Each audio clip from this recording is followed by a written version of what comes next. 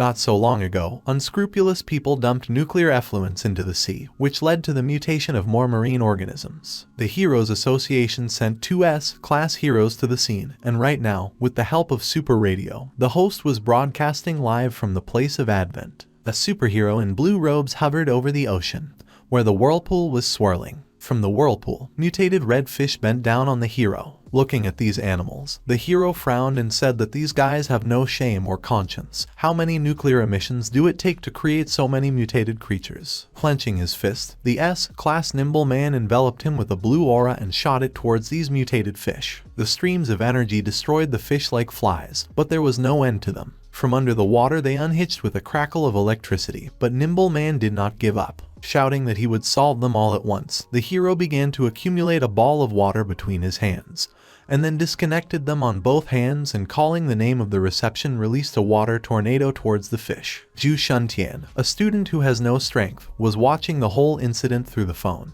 He said with admiration that the S-class hero is really strong. Suddenly the thought came to the guy's head that this place is not far from the sea, and therefore he decided to sneak away from busy and take a look with one eye. This world where superpowers were everywhere. Heroes were revered and praised by everyone. But even here there were ordinary people who did not have superpowers, and they were in protected premises under the jurisdiction of the world government. The guy cautiously looked outside the door, whether there was anyone or not, and seeing that there was no one, and smiling, said that it looked like the doorman had gone to the cafeteria. He finally had a chance to escape. Running through the streets, the guy was excitedly thinking about getting there on time and getting an autograph. At this time, in the depths of the sea, where the base of the nuclear power plant was, a girl with white hair in an underwater suit was swimming towards him. At this time, a voice came from the earphone in her ears, which said that she was done here, and asked the president if she had found the source of the pollution. The Water Witch, who was also an S-class hero, and even the president of the Association of Heroes, swimming towards the station said that she was almost there. She needs 2 more minutes. At the same time, inside the observation room,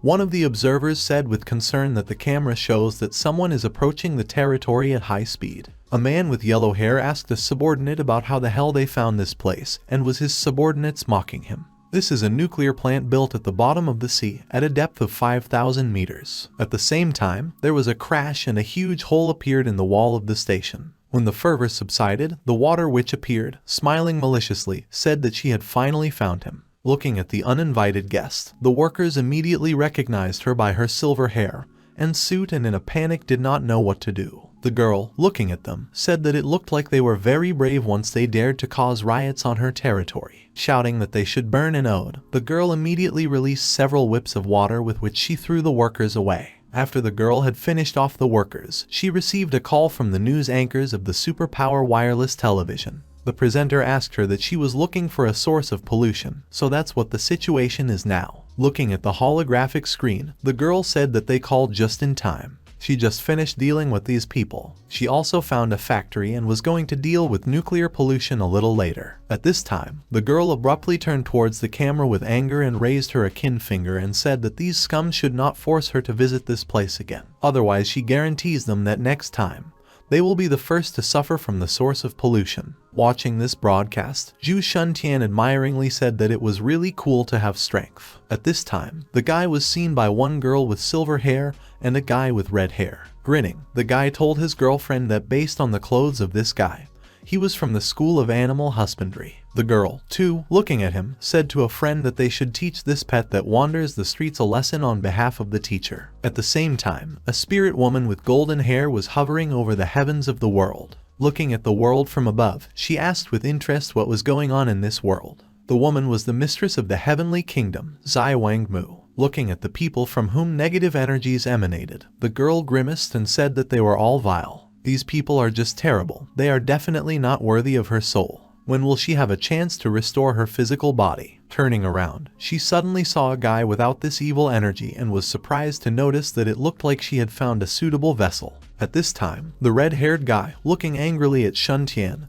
told him that pets did not belong here. He must return to his orphanage. The guy grinned, clenched his fist, and asked what he was talking about. Doesn't he have superpowers? Did his teacher ask the redhead a little homework? If the redhead wants to, Shun-chan can ask him some more. Although he said this, the guy thought to himself that the white uniform of the school seemed to really catch his eye. He should have taken this into account. Looking at this situation from the side of Zai Wangmu, the golden-haired beauty quite said that this guy is really good. Even in the face of the oppression of the powerful, he does not admit defeat at all. He has the same noble soul as the woman herself. Smiling, she said that she would now see if he was worthy to accept a woman. While the woman was deciding whether this guy was worthy of her soul or not, the redhead laughed angrily and using super strength, said that Zhu Shuntian was too arrogant.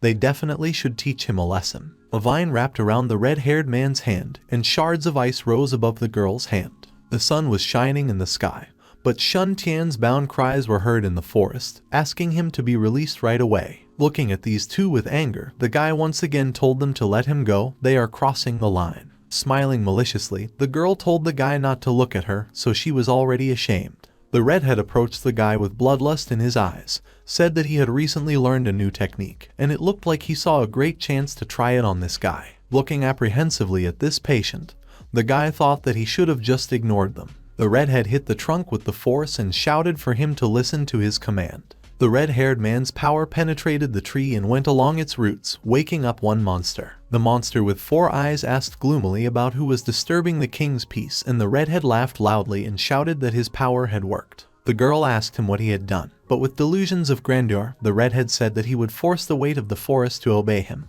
But while he was talking, a huge palm was moving in his direction. The monster's palm grabbed the redhead and the monster growled angrily. The monster also grabbed the girl, pulling out a tree by one, thanks to which Shun Chan was freed. The girl in a panic screamed at the redhead, asking what he had called. The monster lifted the redhead up and shouted that he needed strength. It was an S-class monster king of the forest. Panicking, the girl screamed at the guy to do whatever, but the guy himself was in a pitiful position. The monster literally sucked the life out of him, and after a while, the red-haired young guy turned into a dried-up and wrinkled guy. The monster with a glint in his eyes turned his gaze to the girl, saying that this was not enough. After drying it as well, he threw it away and looked at Shun Tian, who was sitting on the ground. The monster said that this force was not enough for him to fill in the gap, and the guy, seeing this, could only calm himself, saying that it would all end soon, because the hero would come to his aid. The monster glanced at the guy, looked away, asking why the man was here without strength. This is a bad omen. Hearing this, the guy went into a rage and pointed at the monster, shouted at him not to look down on him. After all, his strength is just slowly awakening.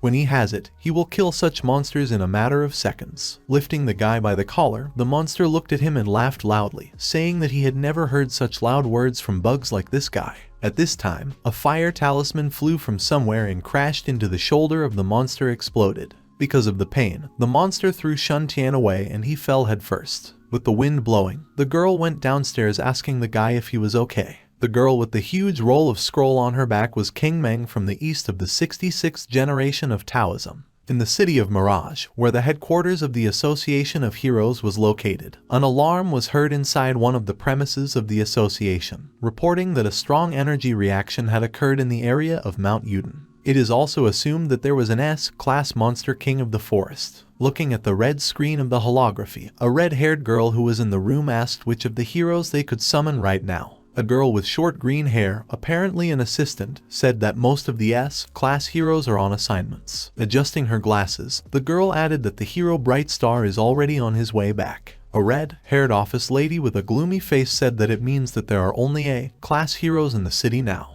Then, looking at the assistant, the girl asked about where the president and the nimble man were. Weren't they on a mission in the nearby sea? An assistant with papers in her hands said that after the nibbleman finished with the mutated creatures, he went straight to the Windy City to deal with the hurricane disaster. The president is completing an investigation into the nuclear wastewater incident, and as expected, he will return in 3 days. This shocked the lady in the black uniform, and she said irritably that in 3 days their headquarters would be destroyed. Then, turning around, she ordered that all A-ranked heroes in the city be gathered immediately. They should establish a perimeter to ensure the safety of citizens as a priority. At this time, Zhu Shuntian, lying under the feet of the stranger who saved her, looked up with embarrassment, and thought that he was saved, and after all, a little more and he would have come to an end. The girl looked at him with concern and asked if he was okay. The guy immediately turned around with a glint in his eyes, shouted that she was amazing and also beautiful, and then he asked with interest whether the power of fire was available to the girl. The girl, seeing the excitement of the guy, thought that she could fit in again. Apparently she was waiting for a beating at home again. And then smiling, the girl picked up the Taoist talisman and said that the guy was wrong. She used this talisman. The guy looked at the yellow piece of paper with interest and said that it was the first time he had seen such a thing. At this time, the enraged king of Lesser roared with all his might. The monster regenerating the arm shouted that this man was cursed. Angrily raising his hand, the monster with an angry glint in his eyes said that he would make them bow down before him. The girl covered the guy, activating the talisman, told the guy to get up behind her. She threw the talisman towards the monster and it touched and caused an explosion. But soon vines with thorns flew out of the smoke of the explosion in their direction, and seeing this, the guy said that it was useless. No matter how many times she attacks, they continue to grow. The girl folded her hands in the seal and began to emit a crushing aura, telling the great emperor to give them the protection of an indestructible barrier. A purple circle formed under the guy and the girl, and a purple ball rose from the circle, began to protect them from the swings of the vines. The girl screamed at the guy to come closer to her and the guy immediately listened to her. With surprise, the monster realized that these bugs were alive and therefore asked them why this was so. The guy gave a thumbs up with admiration and said that these Taoist amulets are simply amazing. The guy looked at the monster with a grin and mockingly told Tom that he really was an S-class monster. If that's all he can do, then they won't even need an S-class hero. With an angry flash of red eyes, the monster viciously grinned and said the guy should not be arrogant. Then releasing the oppressive energy, the monster shouted that he was the king of the forest and everything here obeys him. With his mouth wide open, looking at the vines that had risen, the guy asked that it looked like the monster had not used all its strength. Huge vines began to surround these two from all sides and the girl, seeing this with concern, said that this amulet could protect them only from ordinary attacks. If this vine hit them, then they could suffer. One of the vines flew towards the girl, and the guy immediately grabbed her, jumped back, shouting for her to jump away. Liana got on the ground, where these two had just been. The vines surrounded the guy and the girl, and at this time, the golden-haired girl who was watching everything said that this guy was too weak. He's only good as a human shield. At this time, the guy and the girl fell thanks to what the monster grabbed them and said with an evil grin that he finally caught them. They're not going anywhere now. Looking at the tormented girl burning with a scarlet aura, the guy also honored the disgusting feeling as if his vital energy was flowing out of his body. Losing consciousness, the guy could not believe that he would die so stupidly and in such a place. When the guy closed his eyes, he found himself in a strange place, and immediately a voice was heard telling him that he was not giving up too soon. Still unconscious, the guy mentally asked what was going on here and who was talking to him. But soon he came to himself and with a headache, looked around and asked what kind of place it was. A golden-haired girl appeared in front of the guy and told him that he had a talent for cultivation. Therefore, he should try to become immortal under her guidance. The guy finally raised his head and seeing this shining lady surrounded by stars asked who she was. The violet eyes of the woman looked kindly at the guy, and she said that she was the one who would help him get out of this problem. Smiling, the woman looked at the guy and asked what he thought, and it was better for him to think carefully. The guy, looking at this beautiful maiden, because of which he was embarrassed, asked that she would definitely be able to defeat that monster. The girl smiled and said that of course, as soon as the guy allows her to enter his body to teach him cultivation, he will be able to become immortal. Looking at her, the guy thought that this beautiful girl does not look like an evil being who wants to take control of his body. Then he turned his head away, scratched his nose and asked with disbelief how the girl could prove that cultivation would make him stronger, and thought to himself that first he needed to make sure if she could defeat that monster. Internally, the girl was furious that this impudent man dared not believe her. If she didn't need to rebuild her physical body, she would have skinned it alive.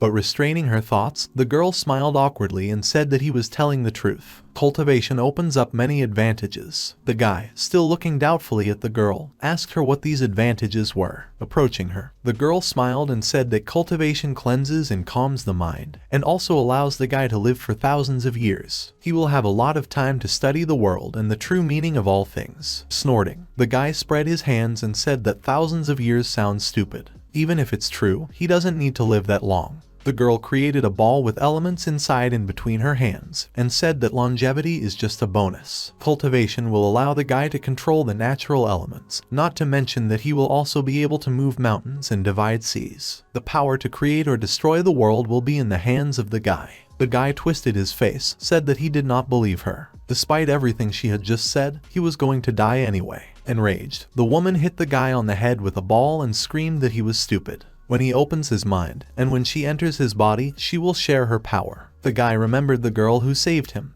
and thought what he should do. Because of his weakness, that girl might die. He had a chance to become stronger, and he had to take a chance and let this woman enter his body. The guy got up and said that he would do it, but how could he let her in? The girl, vaporizing the ball, told him to relax his body and calm his mind. And when her soul enters him, he must not resist. Clenching his fist, the guy quite said that he would do everything without problems if she would help him deal with that monster. At this time, in Mount Wudang, the S-class monster king of the forest put the guy on the ground, where the girl with blue hair was lying.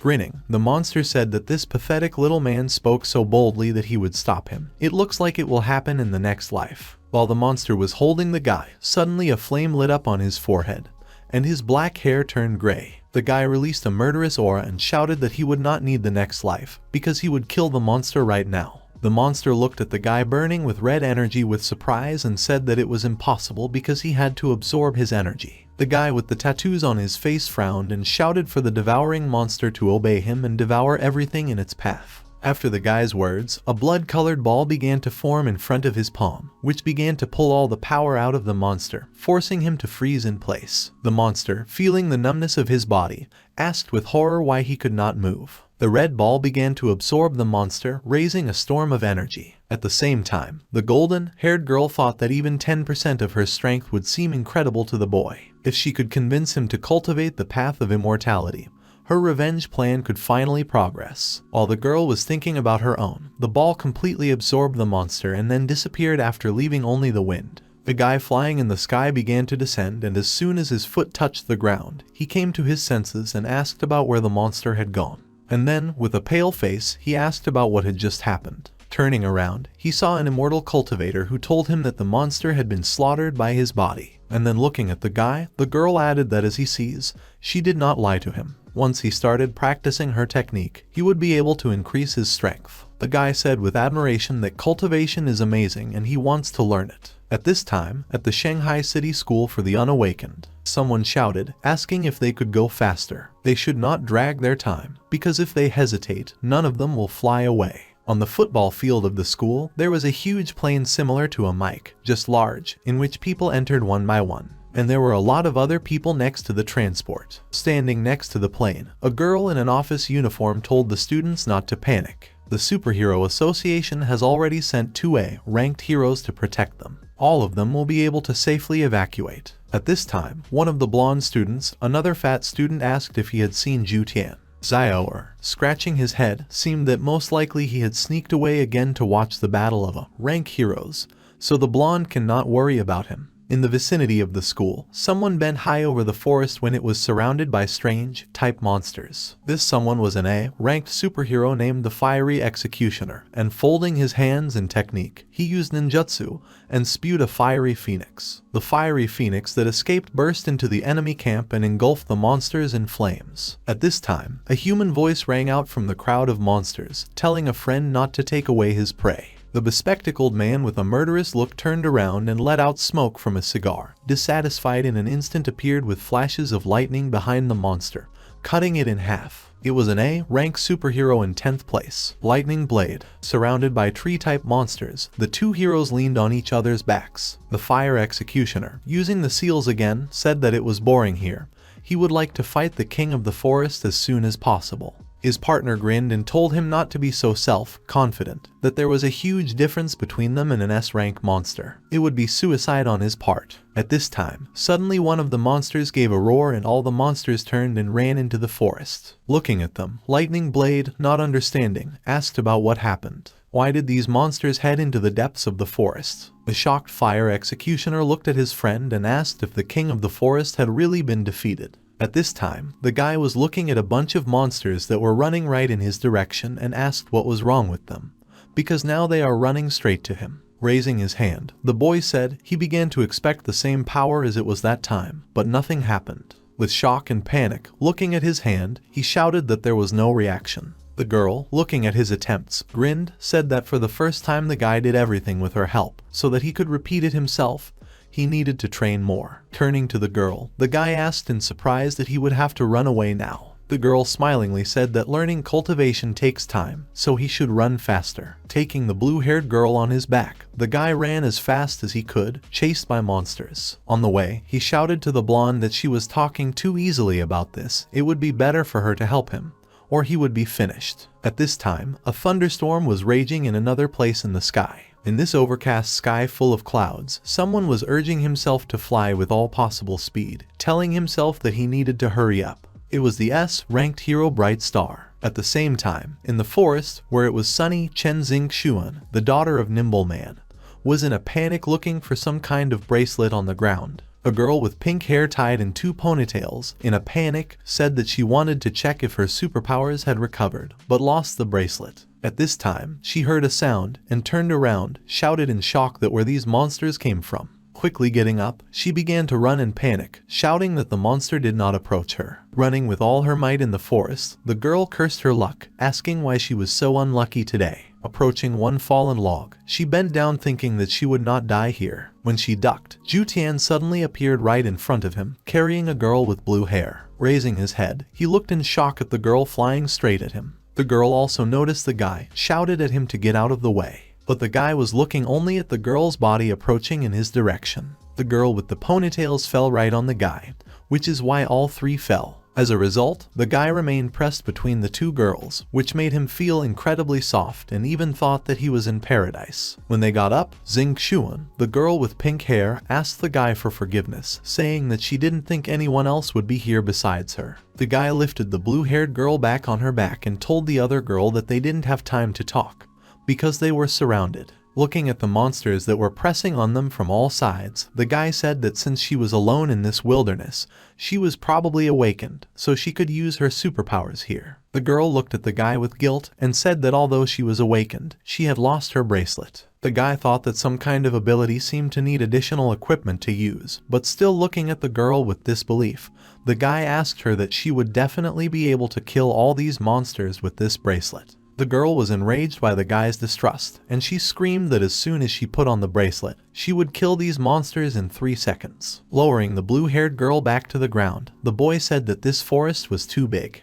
Looking for her bracelet here is like looking for a needle in a haystack. Privately, he turned to his master, asking her if she would help him. His teacher can't leave him in such a critical situation. Standing up, the guy told Xingxuan to forget about his bracelet. Now they are surrounded, so she should take this girl with her, and he will take care of these monsters. Then when he looked at the monster, suddenly his gaze caught on a blue bracelet that was hanging on the wooden horn of the monster. He asked the girl if she was looking for her. The girl said it was him. No wonder she couldn't find him, because the monster had him. The guy smiled and ran, saying that he trusted the girl and hoped that she would really be able to kill them all in 3 seconds. And he thought to himself that he wouldn't last longer than 3 seconds. Crashing into the monster, he somehow took out a bracelet and threw it at the girl, simultaneously counting the seconds. The girl caught the bracelet, and the monster released the vine, which began to squeeze the guy's neck. The guy in despair screamed to be rescued, and the girl wearing the bracelet, grinning, said that now they are safe, so he can not worry. The girl raised her hand and shouted that now the guy could see what she was capable of. Monsters seized by some force flew into the air, and when the girl snapped her fingers and shouted explosion, loud scarlet explosions rang out in the sky. The guy looked with shock at the explosions that filled the whole sky and with shining eyes shouted that it was cool. It was like a firework exploded. But he saw that monsters were running towards them again and in a panic said that it was not enough, and then asked why the monsters were running here. The girl clenched her fist not very confidently, said that it didn't matter because she would turn everyone into dust. And now explosions were heard over the forest one after another, emptying the clearing in which these two were. After all, the guy, looking at the girl with admiration, said that it was incredibly powerful. Looking at the bracelet with a twinkle in his eyes, he asked about what kind of device it was and whether it could do the same. The girl blushed and shook her head, telling him not to even think, because the bracelet was specially made for her and ordinary people can't use it. The girl thought to herself that she felt bad because of the excessive use of force. Suddenly the ground shook, and the guy screamed at the top of his voice. The ground opened up right below them and they began to fall into it with a pile of debris screaming at the top of their lungs. The girl and the guy fell right into the hole. But at that time amulets flew in their direction at the direction of someone. They were helped by Dongfeng Keixu, Kingman's father. The old man, looking at the hole, asked why the girl wasn't listening to him. After that, he used the power of levitation and lifted all 3 bodies from the bottom of the moat, bringing the girl with blue hair closer to him. The old man anxiously held out his hand and asked if she had really forgotten about the rules of their family. At this time, in the headquarters of the Heroic Association, a girl with red hair looked at the gallogram with concern and asked that the energy source had disappeared. She wondered what had happened, if one of the heroes had defeated the king of the forests. The bespectacled assistant told the lady that they had not received any reports. The girl crossed her arms and said that perhaps the culprit had screamed. Then turning around, she looked at her assistant and ordered her to immediately send a research team and relax until they found the remains of the king of the forest. The assistant, of course, immediately bent over. In the forest, after a while, next to the hole, people in yellow clothes asked each other which S-class hero killed this monster. Another researcher ordered others to look for clues. Soon, one of the men in yellow found Zhu Tian and Xing Xuan lying near a stone and told his comrades that these 2 civilians needed to be taken to the hospital. A girl with long purple hair was rushing to the main city hospital. She was worried about her brother being injured. As she hurried through the corridors, she thought about why her brother had gone into the woods. Suddenly, 2 guys appeared in front of her and she stopped. The blonde guy asked her that she had come to visit her brother, but it was so lonely here, so the man with black hair asked her to stay with them. The girl, of course, was furious, mentally thinking that these jerks were looking for death, and she was in a hurry. Making a pitiful face, the girl asked them if they were really going to attack a defenseless girl. The ugly man smiled and said that of course they just want to chat with her, but thinking to themselves that they were lucky to meet such a cutie today. The girl hit the guy right on the chin, shouting at him to get out of the way, and immediately ran towards the right door. When she came in, she saw a man in a bathrobe and he asked her with a sheet in his hand that she was a relative of this young man. Then he told her not to worry, because the guy had a little fatigue and that's it. Approaching the guy and grabbing his hand, she anxiously asked if her brother had such long hair. He's definitely fine. The bespectacled doctor said with concern that the results of the examination revealed nothing unusual, but she could leave him here for a couple of days if she wanted. Leaving the tent, the doctor said that he had to go and she had to take care of him. The girl turned and thanked the doctor. Sitting down next to the guy and holding his hand, she noticed with concern that all this was strange. How her brother ended up in the woods and came back unharmed. She thought to herself that if something happens to a guy, she will not forgive herself. Smiling gently, the girl said that it was time for her to go to work, otherwise she would not be able to pay for hospital expenses. Saying that they would see each other in the evening, the girl started a poster to herself, thinking that it was very difficult to earn money. When the girl left, the guy began to lie alone in the office. His master appeared above him and told him to bend over. Then she added that it was time to start his training. The guy opened his eyes sleepily and asked about where he was and where those girls were. The girl smiled and said that they were fine and he didn't have to worry about them. Suddenly the guy got up and looking around noticed that he was in the hospital. He looked at the blonde girl with concern and asked about how long he had been out. The girl said that he was out for about half a day. Immediately jumping out of bed, the guy cautiously approached the door and said that he needed to get out of here, because if he stayed here for another couple of days, it would cost him a hell of a lot of money. Of course his master followed him. It was sunny outside and Zhu Tian was lying on the bed in one of the rooms of the skyscrapers, thinking that most likely the hospital bill was sent to his sister. He didn't know what to say to her when she returned. With concern, he thought that although he did not know how much had come out, he hoped that his sister would not be furious. At the same time, a spirit girl appeared right above him and grinned down at him and asked him why he was lying down. It's time to start practicing the path of immortality. The guy immediately stood up and said that he had lost an S-class monster and if he started cultivating, he would become a superhero. The guy noticed to himself that then his sister would not have to pay all the expenses of the family herself. The blonde spirit immediately touched the guy's forehead with the tip of her finger, which was filled with flaming spiritual power, and the guy found himself in a strange place with a huge flying palace. Looking at this strange island, the guy asked about this place. The girl said that this was a space created for her, while swirls of spiritual force appeared around the guy. The girl continued saying that he is a beginner, so he needs to move to the stage of Kai condensation as soon as possible. The guy stroking his chin asked about this stage and the girl began to lecture, saying that they would start with the basics. There were 6 stages of cultivation: Kai condensation, foundation building, golden core formation, spiritual body formation, soul generation and ascension. Improvement required a lot of effort. The transition to the next stage will be more and more difficult each time. Spreading her arms and smiling complacently, said that as soon as the guy overcomes the stage of ascension, he will become a true immortal. To go to the stage of Kai condensation, he needs to try to absorb the energy of heaven and earth and also fill his body with it. The guy with a pale face tilted his head, and seeing this, the girl awkwardly smiled and said that apparently he did not understand anything. Sighing, the girl said, "He should sit down first." The guy sat down in the form of a lotus and asked why he needed to sit down like that. Nodding, the girl told him that now he should close his eyes and feel the energy.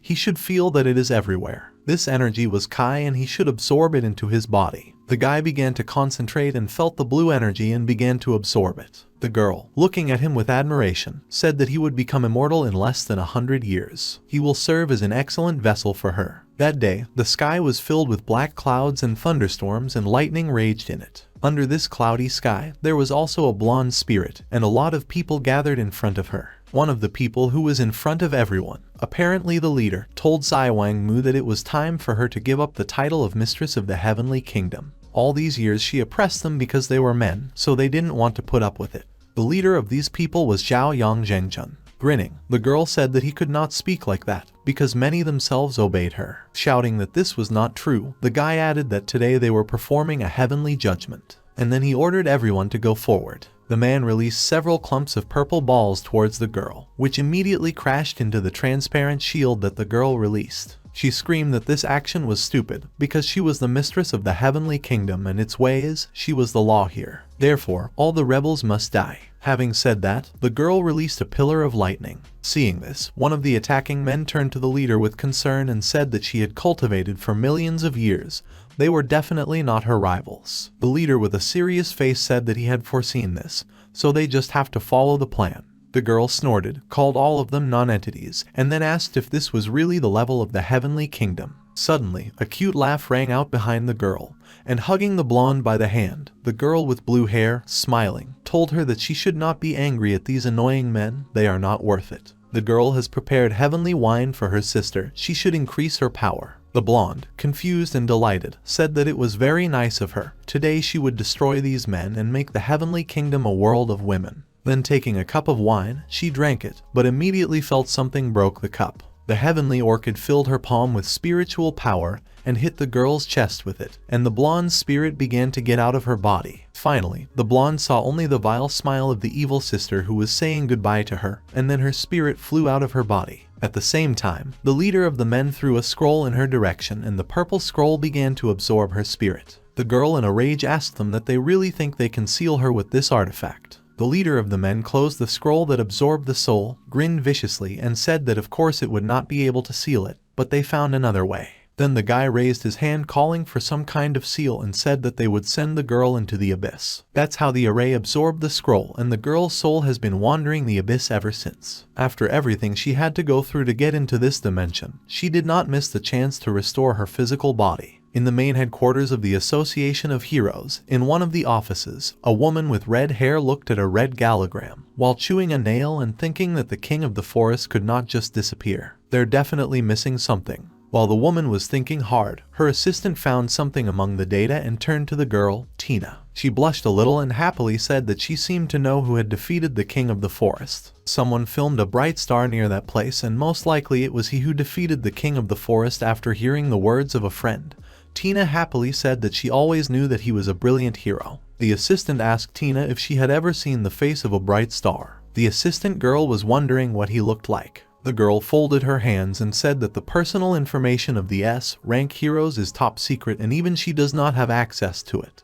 But then, smiling, she said that she had heard that he was very handsome and also a very good person because the money he earned goes to support schools for the unawakened. The girl was sure that the bright star was her friend's type. She also asked her friend if she wanted Tina to introduce them. The poor green-haired, embarrassed, turned around and told Tina not to joke like that. Then she looked at the reports and told Tina that she saw Chen Xingxuan on the list of victims compiled by the rescue team. Now Tina was worried and anxiously grabbed the assistant by the shoulder and shouted about what the president's daughter was doing on this list, and whether she was okay. The surprised assistant said that the records say that she was discharged from the hospital and went home. With a sigh of relief, Tina said that it was good, and then putting her palm on her head, she said that they were lucky that there was no president here. If something had happened to her daughter, she would have been furious. At this time, a girl in a pink t-shirt came into one of the apartments of high-rise buildings. She immediately asked her brother about why he left the hospital. But looking back, the girl realized that the guy was not in the common room. She went to his room and opened it and saw her brother sitting in the form of a lotus. Various things were flying around the guy, covered by his spiritual power, and he himself was concentrating with his eyes closed. The girl, surprised by things floating in the air, like books or napkins, happily asked her brother if he had awakened superpowers. The guy opened his eyes, smiled, and said that as she sees it, it is so. The guy thought to himself that her sister would not believe if he told about cultivation, so let her think so. The girl sat down next to the guy, touched a strand of the guy's hair, and said, smiling, "That's why the guy's hair became longer, because he awakened the ability." Laughing lightly, the boy nodded and said that his hair was really long now. Would his sister cut it? The girl immediately got up and ran out of the room, through that she would just take the scissors. And here the guy was sitting and the girl was cutting his hair. During the haircut, the girl asked the guy with interest that now he has superpowers, and he can transfer to a school for the awakened. The guy with discontent said that he had not recovered yet, and besides, they had nowhere to hurry. But the girl puffed out her cheeks, said that of course the sooner he did the better. There is good security there and is close to her work. If something happens, he will be able to come quickly. The girl didn't want what happened today to happen again. Sighing, the guy just agreed. In the center of the city, a desperate cry was heard asking where Zai Wang-mu was. It was a man with torn clothes and long hair. With a staff in his hand, he shouted that this dimension was too big. How could he even look for her? The man was the heavenly immortal Tabai Xingjun. The guy angrily said that that insidious bastard deserved only death, as a beautiful and graceful Zai Wang-mu cannot be worthy of the title of the Lady of the Heavenly Kingdom. Clenching his fist in a fit of anger, he broke the cane in half and shouted that when he returned the girl, he would torture that guy for hundreds of thousands of years. Suddenly something like a compass in his hand moved, and the guy was delighted to notice that it was working. In joy, the guy even cried, clenching a trembling fist and saying that he was very glad, because Zai Wang-mu was in this city. He had been wandering in the mountains for too long. In one Taoist temple on Mount Wudang, in one of the wooden huts, a girl with blue hair was sleeping on a bed, and an old man was sitting on a chair next to the bed. The girl with discomfort asked that she was at home, and the old man opened the lid of the cup, asked her if she was awake. The girl, looking at her father, asked what was wrong with the guy who was with her. The old man with discontent told her that she also chose to ask about it. If he had not arrived in time, she would have been sent to the hospital. They are Taoists. They have been hiding from the outside world for so many years, but because of her daughter's actions, they could be discovered. The girl bowed her head awkwardly and said that she had acted recklessly. The old man put the bowl on the table and said that it was good that she realized her mistake. She should never mess with outsiders again. The old man got up from his seat and continued, saying that the rescue team found the boy and she should not worry about him. He had also already taken the ancient writings that she had borrowed. As punishment, she must draw 100 talismans in seclusion. The girl humbly said that she would do it. Brushing his teeth, the guy thought that this world has never been fair. Some people born into a family of heroes inherit the abilities of both parents, and there are orphans like them without any super abilities. Such orphans, of course, appear in cases of accidents or any disasters. The guy became obsessed with superheroes since childhood. He had been watching shows with them since childhood and hoped to awaken superpowers to become the same as them. Now it was no longer just a dream. With the help of the immortality cultivation method, he got a chance to change his life and now goes to the superhero academy. Only after entering the gates of the academy did he see a lot of strange people. For example, a guy with krill or a guy with a burning head. Looking at them with admiration, he shouted that this is what the superhero academy is like. Everyone has superpowers here. Grinning, he mentally said goodbye to his former classmates, because now he is a student of the superhero academy. Despite this, the guy promised himself that he would visit them. Passing with the sheet, the guy saw one of the entrances and said that probably this is a registration place for newbies. Entering the room, the guy saw a teacher with glasses in a black raincoat, next to which a ball was glowing. The teacher told the students to pass a test of their abilities. The guy looked at the device in surprise and asked if he was really testing their abilities. He even became worried, thinking about whether he would discover his cultivation or not. At this time, a white car flew over the sky of the academy, followed by a black one in which Xing Xuan was sitting.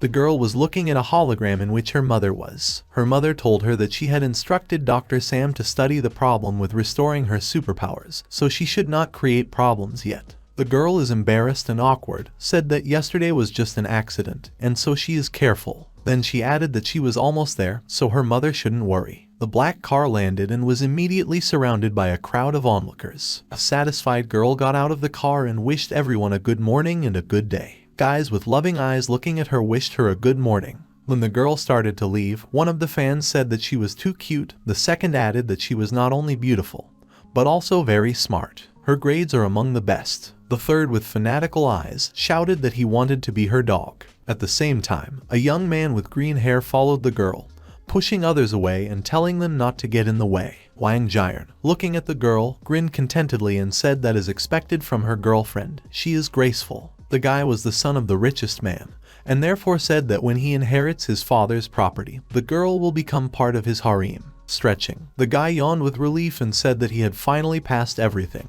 It remains only to wait for the results. Then he noticed Xing Xuan and thought that she was the same girl he met in the forest. He nodded to himself and decided to say hello to her. Of course, the rich kid immediately noticed Zhu Tian and said that this guy seemed to be chasing Xuan. With a sinister smile, he turned to one of the henchmen and told him to stop the guy. The guy smiled and told the boss to rely on him and let out a water jet. The water jet quickly reached the guy and completely surrounded the guy, turning into a ball into which the guy was shoved. Surprised, Zhu Tian asked about what was going on. He soon noticed the culprits and asked them who they were and why they were using superpowers on him. The rich kid told the henchman to let him go, and when the guy landed, looking down at him, he said that he was quite brave, since he dared to pursue his future wife. The guy looked at the opponent with bewilderment and asked who he was talking about. His second assistant with 2 tattoos on his cheeks answered for the rich guy. He said that the girl the guy was following like their boss. Everyone at school knows her because she is Chen Xingxuan. Standing up, the guy crossed his arms and with a serious face looking at the guy with green hair, said it didn't matter. If a girl ignores him, then this is unrequited love. And he thought to himself about that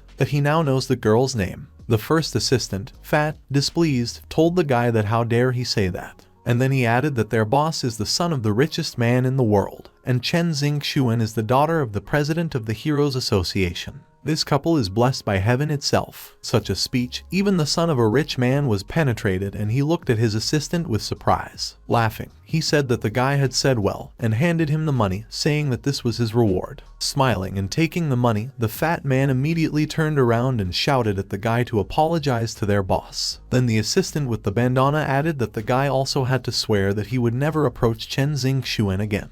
The guy, looking at them gloomily, asked what would happen if he did it. Immediately, the rich guy and all his henchmen began to use their powers. One of the henchmen began to summon green energy in the form of a ball over his hand. The second turned into some kind of demon-like creature. The third, the rich son himself, began to glow with magic circles. The fat one shouted that then the guy would know the taste of pain and used his water power, which swirled over his palm. The last of the henchmen was a tall man in armor. Immediately, crowds of onlookers gathered around and someone among them said that some fool had dared to provoke the son of the richest man. The second of the onlookers said that this guy seemed to be new here, and then he asked about that. What kind of super ability does a guy have, since he is so confident in himself? The rich guy handed over the money and said that these 3 would go and deal with him, and added that the one who would deal with the guy first, he would take with him to his villa on the island. All the henchmen immediately turned around, and the fat one thought with admiration that it was cool. He had heard that there were very beautiful maids in the boss villa. Motivation rose in the thick up, and raising his hand, he formed a goo of water and shouted that he was the first. But ahead of him, that henchman with the screams flew towards the guy, saying that the guy was his. And along with the flying guy, the guy with the tattoos also moved out. Seeing the jet of water, the guy remembered that it was he who caught him in the bubble. He jumped away from the blow. But immediately from the other side, the tattooed guy attacked him with a fist wrapped in a green aura. The guy managed to dodge this blow, thinking that after absorbing spiritual energy, his body became very light. The tattooed guy's punch smashed right into the ground where Zhu Tian was a second ago. Seeing this, the guy thought about that he had also become very agile. Was it really all because of cultivation? Immediately that demon flew at him from above, and the guy did not have time to dodge. Because of which, a flying guy with bat cries grabbed him and lifted him into the air, which caused Zhu Tian to swear. With a mad face, the demon lifted Zhu Tian above him and shouted that he would feel his power now. After the words, the demon threw from a height of several meters directly into the ground. Zhu Tian crashed into the ground and immediately raised dust, and the ground in that place cracked. Coughing, the whole battered guy thought that it was good that he used energy for protection. Otherwise there would be no living place left on him. The fact that the guy was unharmed shocked the demon and he could not believe it. Analyzing the whole fight, the guy with green hair thought that he had not seen Zhu Tian use his superpower, except for his speed and agility. He was also shocked that the guy was unharmed after falling from such a height, and assumed that Zhu Tian's ability was to strengthen the body. At the same time, a blonde spirit appeared next to the guy and happily crossed her arms, said that it was not bad and that he was learning fast. Clenching his fist, the guy, delighted, said that this was a rare opportunity. He wants to find out which is stronger, super abilities or cultivation. The girl arrogantly asked that this is an abomination and is called super abilities, and thought to herself that she needed to show this guy the difference between cultivation and this abomination. Then she turned to the guy, telling him that he should see the energy coming from them. Then he should feel it as spiritual energy and try to control it. The guy nodded and said that he would try. Then, raising his hand, he urged the opponents to attack him all at once without wasting his time. Of course, this enraged all three opponents and they clenched their teeth and attacked the guy. Zhu Tian folded his hands in some kind of seal and shouted, "Now!" A blinding light appeared between his hands, and now all the opponents were in a water bubble screaming in despair. Most of all, the fat one was shocked and turning pale.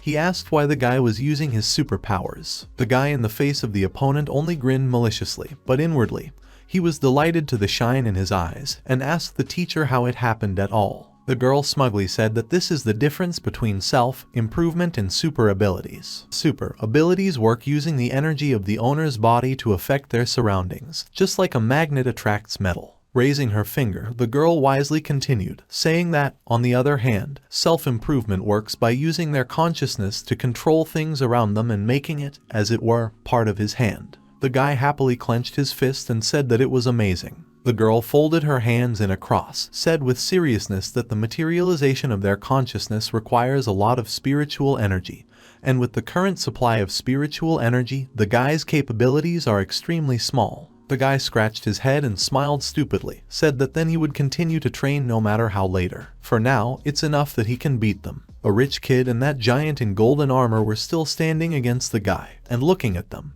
The guy asked about who else wanted to fight him. Someone from the crowd of onlookers admiringly asked him who he was and said that it was just awesome. The second of the onlookers supported his colleague, saying that the guy so easily defeated people with superpowers. The third onlooker excitedly said that he had heard of him before and asked about whether he could be the secret son of the S-class. At this time, the guy with green hair with a mad fire looked at the guy, said that he admits that he is very strong, but he still advised him to immediately apologize to the rich son and break off all relations with Chen Xingxuan. Clenching his fist and smiling maliciously, he used a magic circle nearby, adding that otherwise he would make the guy regret that he came to this school. The guy with the green hair thought to himself that no matter what kind of super abilities a guy has, they will be useless in front of his eye of the future. Zhu Tian grinned, took a fighting pose and filled the leading hand with spiritual power, said that these were his words. While these two were about to start a fight, suddenly a cute shout was heard from the side ordering them to stand still. It was the girl who started it all. Looking at them, the pink-haired one said that fighting with the use of super abilities on the school grounds is prohibited.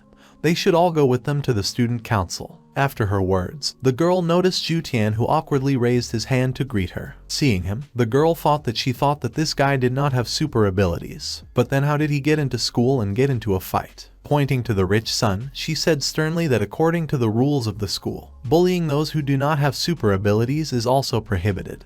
And therefore today they will call the parents of the rich son. The guy with the pale green hair backed away, telling the girl to wait a second, and then said that it couldn't be that this brat didn't have super abilities. Immediately, an awkwardly smiling guy appeared next to the surprised girl, and smiling stupidly, said that the guy was right. We can say that Zhu Tian has a super ability. Besides, he's new to this school, so he asked her to forget about this incident. The girl, looking at the guy, asked that he was here recently, and then nodding, said that this time she would close her eyes. But next time the guy would not get away with it so easily, and the girl thought to herself that the guy knows what she is losing his super abilities, so he needs to be shut up. Turning to the two still standing, she ordered them to be taken to the student council, and then, smiling, took the guy by the hand and said that he was coming with her. The guy was surprised by this and therefore asked why, and where she was dragging him. The girl didn't say anything, just ran. But then she turned around and smiled and said that he was new here, so she would give him a tour. And so in the club room, the guy stood in front of the touching girl and asked what she was doing. Wasn't she going to show him everything here? Approaching the guy closely, the girl said that they could talk about it later, but now there are much more important things to do. The guy, hearing the words of the girl, blushed and looked at the dignity of the girl, asking what she meant and what other important things. The girl, noticing the guy's look, immediately recoiled and, blushing all over, said in a panic that she didn't mean anything. She just wanted him not to tell anyone about what happened in the forest. The guy, not understanding what she was talking about, asked why he shouldn't tell, because she was cool then.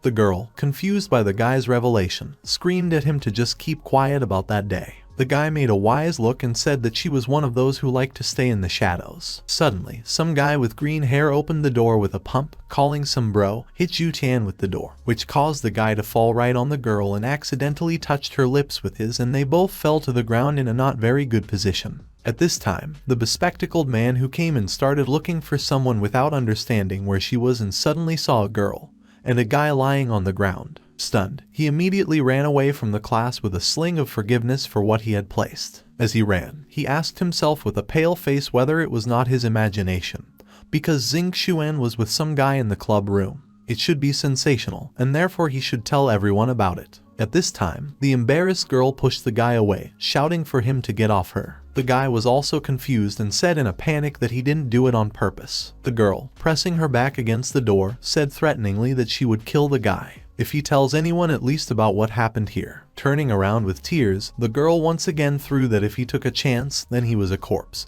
and she thought that she had to stop the guy who saw them. She couldn't let him go around gossiping. The guy stood in shock, looking at his hands and saying that it was awesome. Soon the girl caught up with the bespectacled man and, using the force of the water, tied him into something like a bubble of that fat man. Approaching him, she with an evil face and a gloomy voice told the guy to forget about what he had just seen. Otherwise he would not be well. The guy got scared, immediately bowed, shouted for mercy and added that he had already forgotten everything. In the student council hall, a man in a black tuxedo and a samurai hairstyle, looking at the three culprits, asked the rich son for forgiveness and said that they could not do anything since it was the president's order, so the guy hoped that Mr. Wang would be able to understand everything. Chuckling, the guy with green hair said that it looked like the truth. The guy with the samurai hairstyle smiled broadly and said that if he needed his help, he should not be shy and ask him. Wang clenched his fist and teeth, said that the student council should be able to get a list of students who passed the entrance tests today. The guy in the tuxedo immediately started looking, said that of course, the management system of the student council is connected to the training system. Soon he found Zhu Tian and showed the hologram to Mr. Wang. When they looked at the characteristics of the guy, they both shouted in shock that he had an S class. The green-haired man, looking at the scoreboard with disbelief, asked how it was possible. The device must have failed or he cheated. The guy from the student council said that there should also be an assessment report from the test teacher in the back. The bespectacled teacher said that although the type of superpower of the student was not analyzed, but the level of strength in the guy's body would be found to be extremely high. Therefore, the system automatically gave him an S rank. Putting his hand on his chin, the fat man asked that since that guy got the S rank, wouldn't he be assigned to the Xing Xuan class? This of course did not please Mr. Wang, and he immediately shouted, asking if they could manipulate the data. He wants the guy kicked out of school. The guy in the tuxedo shook his head regretfully and said there was nothing they could do. The student council can only view the results. Clenching his fist, the green-haired guy with a gloomy aura and a villainous grin thought to himself that it didn't matter anyway, because there would still be many opportunities to throw him out. On one of the highways of the city, a red-haired guy was followed by a black-haired beauty. She has already said in the earphone that the target is confirmed. This guy Stark is a wanted criminal of S rank. The girl was the hero of a rank, Kang Lan. The red-haired star, inhaling the air, said that the fragrance of tranquility was disgusting and he wanted to destroy everything. His eyes were already red and his veins were swollen. Slapping his forehead, the guy in the mask said to himself that he should calm down, because now he has more important things to do. Suddenly he felt something and looked to the side and saw a man hiding behind a pillar. A taxi stopped in front of the guy and the driver asked him if he needed a ride. Slapping the taxi, the villain with an evil aura emitted gloomily asked how dare some non-entity talk to him. Opening the mask from which purple tentacles came out, the guy said that he would teach this fat man manners. The fat man wanted to scream in fear, but tentacles wrapped around his mouth. Of course, Kang Lan also noticed this and thought about what that guy was doing. Pushing people away, she asked them to disperse and soon reached a taxi, but the villain was no longer there. Looking into the driver's seat, she slapped the taxi with a gloomy face and said that she had lost it. Clenching her teeth, the girl said that he did it again, at the same time, right behind her. The villain, wearing a hood, looked at her with a bloodthirsty look, snorting to himself that the pathetic hero of a rank wants to catch him. In a high-rise building, Zhu Tian came into one of the rooms reading some paper and happy, saying that the results of the entrance exam appeared so quickly and he was assigned to classes sitting down in front of the table in the common room.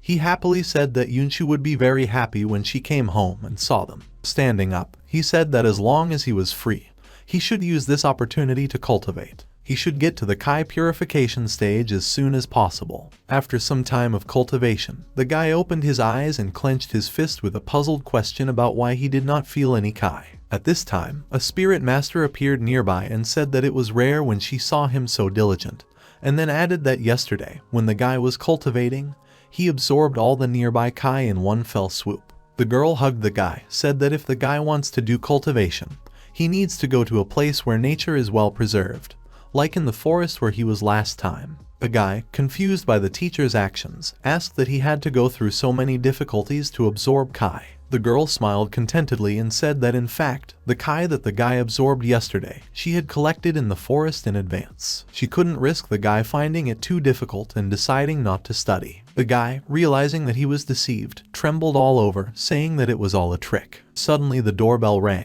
and the guy got up with interest and asked who it could be, because his sister should be at work right now. Looking at the doorbell, the guy saw a strange guy who looked like a homeless man with his torn clothes. In addition, he smiled strangely and said that he was nearby and was inside. The guy opened the door with an unreadable expression on his face, and the homeless man immediately pounced on him with a hug along with tears and snot, saying that it was a miracle that he finally found him. Of course, Zhu Tian was shocked by this. The homeless man shouted that he had been looking for her for a long time. That is, Vesti. The guy in shock began to push this homeless man away from himself, shouting that he let him go. Who is this bum in general? Doesn't he know that you can't hug people like that? When the homeless man resisted without letting him go, the guy went berserk and kicked him in the jaw, shouting that he said to let him go. The homeless man flew away from the guy and crashed into the wall, and the guy, seeing this, apologized, but said that he himself forced the guy to do it. At this time, the spirit girl came out and looked at the homeless man with surprise,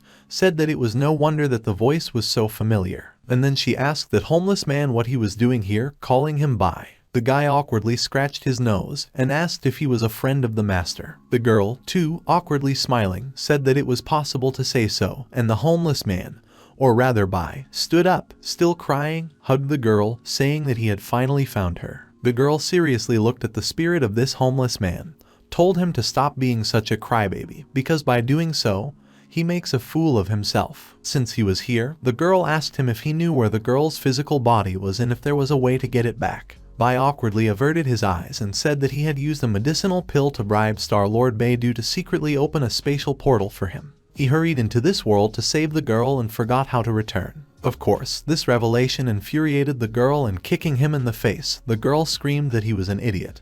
What was the point of looking for her then? It seems that Bai himself liked the mockery, so he was happy under the girl's foot, told her not to worry. Now her spirit has become one with this guy. She must rely on him to recreate her physical body. From now on, Bai will help the guy in cultivation and prepare all the necessary pills for him. The girl, grinning maliciously, said that with Bai's pills, the guy's cultivation speed would grow by leaps and bounds. Of course, this whole conversation took place between the souls of a girl and a homeless man, which is why Zhu Tian, who did not hear them, suspiciously asked them why they were looking at each other and not talking. Bai with a black eye smiled and said that the guy's house is pretty big and beautiful. The guy asked what he wanted to say, and Bai hugged the guy by the shoulder, said that from now on they would be one family. The guy threw Bai into the street, and he closed the door and went into the house, saying that they were not relatives, and therefore he would not leave him in his house. Bai immediately excitedly, knocking, said that he would not stay here for free. he would prepare him all the pills that the guy would need for his cultivation. Sitting down in a chair, the guy looked at the master, who told him that he should let Bai stay. Bai is good at making all kinds of medicinal pills and he will be very useful to the guy during cultivation. The guy leaning on the sofa said that his house is not a shelter for the homeless. Besides, even if he allowed it, his sister wouldn't agree. Bai still didn't despair and took out a bottle of pills and shouted that at the current cultivation rate of the guy, it would take him at least 1.5 years to go to the Kai purification stage. But if he just absorbed this pill that Bai has, he would be able to immediately go to the Kai purification stage. The guy opened the door with a serious face, said that Bai did not think that the guy would believe him. His foundation is unstable now and this bum wants to give him a pill. What the hell is he up to? Bai said with self-praise that his pill was not exactly for the guy to reach the stage of Kai purification in an instant. After the reception, she will help Zhu Tian adjust his breathing and she is suitable for beginners. After that, Bai also took out a black robe and said that this Taoist robe was the supreme spiritual treasure of their heavenly kingdom. If he lets Bai stay, the guy will have these 2 things. In a moment, all of Bai's things disappeared from his hand and the guy said that he would reluctantly accept his mystical treasure and pill. But despite this, he put Bai outside. Of course, this shocked the long-haired guy. Inside the house, the spirit girl looked at the guy with incomprehension and said that he took his spiritual treasures and pill, so why did he leave him outside? The guy scratching his nostrils said that it was all nonsense. He thought that the guy's offering was too cheap, so let him wait a little. So an hour passed and finally Bai found himself inside the apartment, in the living room. Looking at him seriously, Zhu Tian said that from now on, he would sleep on the floor in Zhu Tian's own room, and his range of movements would be limited to his room and living room. After this long speech, the guy, looking like a demon, told Bai that he should never approach the guy's sister's room. Bai awkwardly raised his hands and said that he understood everything that way. The guy looked at the pill bottle and asked about it, that this pill is really as effective as that bum said. While Zhu Tian was thinking about it, Bai himself told him that he had not washed for a long time, so he would take the bathroom. And when Zhu Tian wanted to take a purple spiritual pill, he was stopped by a spirit girl. The guy looked at the master and she said that if he wanted to refine this pill, he could do it, but not here. He has to go to the forest. Only with the blessing of spiritual energy, the effect of the pill can be maximized. The guy raised an eyebrow and said that there was no bus to Mount Yuden, and it would be very expensive to take a taxi there. The girl approached the guy in a tight and lightly touching his cheek, which made him blush, said that this problem was easy to solve. As his teacher, she will teach him a unique flying skill. This will make the guy float freely in the air. After these words, the girl called the guy to the roof. Already standing on the edge of the roof, the guy looked down and asked if he could really fly. He's not going to die. The girl hovering nearby told him not to worry. If he follows her instructions, he'll be fine.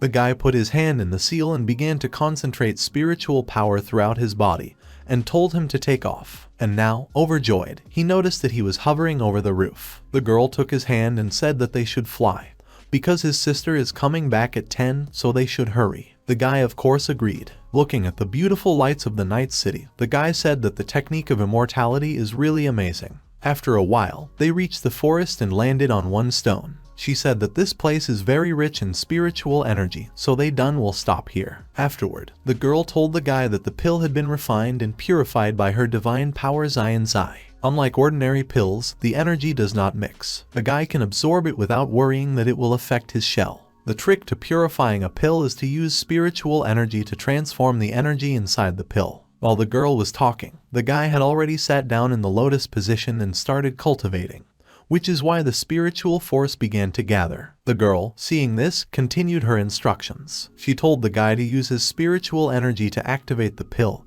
and transform as much energy inside it as possible. The more it is transformed and assimilated over a certain period of time, the better the result will be. Soon, a light appeared on the guy's forehead, and the spiritual force around him began to flow even more smoothly. Feeling the warmth, the guy relaxed even more. The power of the pill spread through his body, and every time he improved a little, the power in his body became stronger. Soon he opened his eyes and saw that he was in a strange space, in the center of which there was a green ball, and a spirit girl was floating in front of the guy. Looking at all this, the guy asked how he got here and what kind of ball it was. The girl smiled, put one hand in the other and said that this ball contains a monster that the guy absorbed earlier. Now he can try to purify it with his spiritual energy. Inside the ball stood a miniature king of the forest and shouted to be released or asked about what kind of place it was. Soon the energy around the monster began to swirl somehow, and the monster asked what was going on. A whirlwind of green spiritual energy engulfed the monster and soon it turned into some kind of leaf similar to a hairpin. When this happened, in reality, a column of blue glow rose from the guy sitting in meditation to the top and the girl congratulated him on his breakthrough into the cultivation stage. At the same time, in another part of the forest, near the crater, a man was standing and looking at the crater. He said there was definitely something wrong with the information they received from the Heroes Association. Judging by the scene of the incident, a battle of this magnitude could not destroy the Forest King to such an extent that nothing was left of him. If someone wanted to get rid of the Forest King so that he disappeared without leaving a trace, the only way to do this was to use spatial superpowers. Looking at this with a gloomy face, the red-haired guy said that without the remains of the Forest King, the organization plan would be postponed again. At the same time, a column of blue light appeared not far away, and turning there, the villain sensed a person. The guy in the hood went that way and soon saw the guy sitting in the lotus position and meditating. The villain said that it was really a base creature, and immediately with a bloodthirsty jerk went in his direction, saying that the mission could not be completed. But he wants to have some fun with that guy. The guy was unlucky to meet him. The moment he was behind Zhu Tian, he prepared to swing his fist, telling the guy to die. But the guy noticed him a moment before the villain attacked and immediately slapped him in the face and, strengthening his arm, sent the villain flying. The villain flew with great speed towards the trees raising dust and soon crashed into something that caused a huge amount of dust to rise. Looking at this, Zhu Tian said in shock that who was this guy and why he suddenly attacked him. And what about the attack power of the guy himself? Has it really become so great? The same question was asked by the villain who barely got up from his seat. The mask he was wearing collapsed and his true face appeared. Grinning with his teeth, the villain said that this guy looked weaker than the C-class heroes. And how dare he cause such pain to the villain? The villain could not forgive him and filling her claws with power, she screamed that she would kill that guy and attacked him. The guy managed to jump away, and right in flight asked the villain who the hell he was and why he was trying to kill the guy. The villain's blow crashed into the ground, which caused the ladder to open up.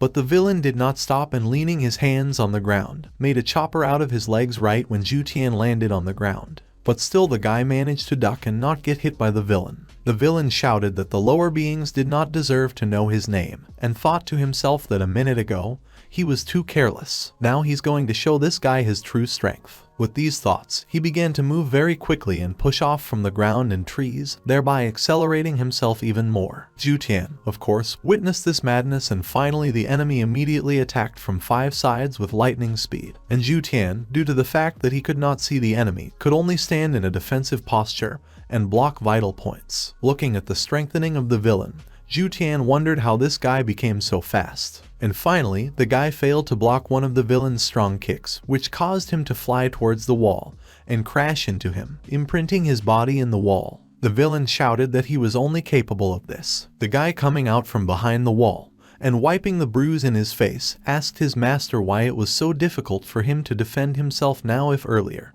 he had already been able to dodge this guy's attack. A spirit girl appeared next to him and said that when he entered the cultivation stage, he caused the power of heaven and earth to resonate. That's why he became so powerful.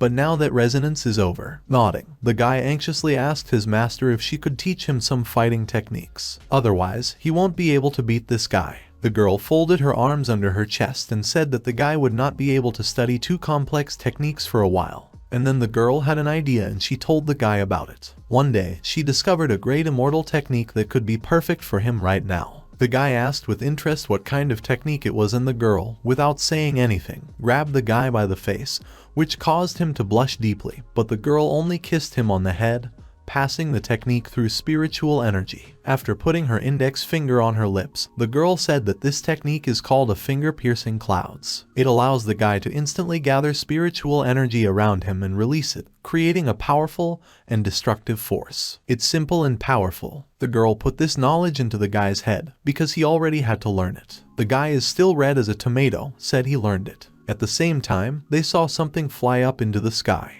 This something was a villain, and aiming in the direction of the guy, he began to collect energy in the palm of his hand in the shape of a ball. The villain, with a twinkle in his eyes, said that once the kid caught him, but his life would end here. At this time, closing his eyes, he began to condense the air on his fingertips, and soon opening his eyes, he looked in the direction of the villain, aiming with his index finger, from which a huge amount of spiritual energy emanated. Grinning, the guy told the villain to catch the energy. Both simultaneously released beams of energy, and the red ray of the villain crashed halfway into the bluish ray of the guy. The guy's beam easily overcame the enemy's beam, and the villain was shocked to find that the beam was about to crash into him. The ray erasing the villain did not stop there and flew further into the sky, seeing beyond the orbits of the planet. The guy pathetically removed his hand, thought that the power of this immortal technique is great, because it even left a hole in the sky. The girl immediately hugged the guy by the shoulder and happily said that she was sure that the guy would be able to do it. She really wasn't wrong about him. The guy is pinched, said he couldn't breathe, and at that time his phone rang. Opening the phone, he saw that it was already 23, and in shock he said that it was too late. He'll be in trouble for being late. They immediately went towards the house. At the same time, in the guy's house, sitting in the living room, the guy's sister and Bai were playing cards. One put a 6, and the second an ace, and now the girl opened up showing 4 deuces. And then she happily ducked, saying that she had won, but Bai was pale looking at the cards. Bai sulked with displeasure and crossed his arms, said that it didn't count. He added that mortals have the advantage of playing games of their own invention. But now that the guy finally realized it, he decided to challenge one more time. The girl, delighted, immediately began to fold the cards with lightning speed and, grinning, said that she could beat him as much as she wanted. The guy witnessed it and said he was back, wondering to himself that the two got along well. Laughing, the girl clenched her fists and said that his brother's friend was very stupid. She had defeated him so many times today. Smiling awkwardly, the guy said that he forgot to discuss it with her in advance. Xiao Bai will be staying with them for a while, so he asked his sister if she was against it. The girl smiled and hugged the guy by the hand and asked why she should be against it. She said it's fun when there are more people in the house. Privately, the girl thought that this was the first time her brother invited a friend to their house and she should hold him.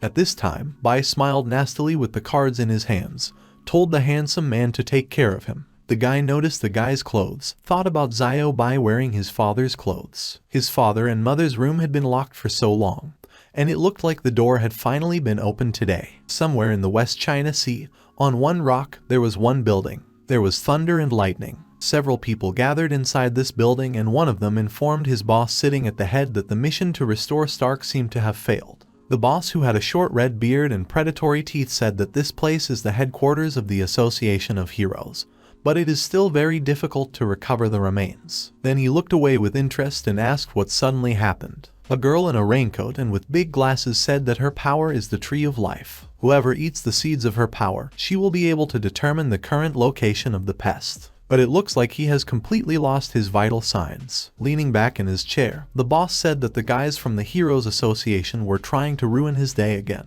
The man earnestly told them to send it to the King of the Depths. It was time to show them what happens when someone goes against them. The next day, the sun was shining at the academy. In one of the classes, a girl with short pink hair told her friends that she had heard that a new student had been transferred to their class today. And then the girl asked her friends if they knew who this man was. One of the friends with blue hair screamed that she knew. She was there yesterday. This guy was so handsome. He was easily able to win 1 against 5. The girl, confused and excited, added that she also knows that, according to rumors, this guy studied at school without supernatural abilities. Yesterday he took first place in the freshman class. The second girl, with a loving look, clenching her fist in disbelief, said that this could not be. Such a great and handsome guy transferred to their class. She definitely should get him. The short-haired woman, looking at the black-haired one, told her not to even think about it. After all, there are rumors that he is already with Xing Xuan. Yesterday, she saw him leaving with Xing Xuan, and she didn't even talk about how intimate it was. This conversation was also heard by another girl in the class. She thought with surprise that Xing Xuan has someone she likes, and it seems that this person is very powerful. Xia Zhaikai couldn't miss such a good opportunity. As long as Xing Xuan has something to lay her eyes on, it should be hers, Xia Zhaikai.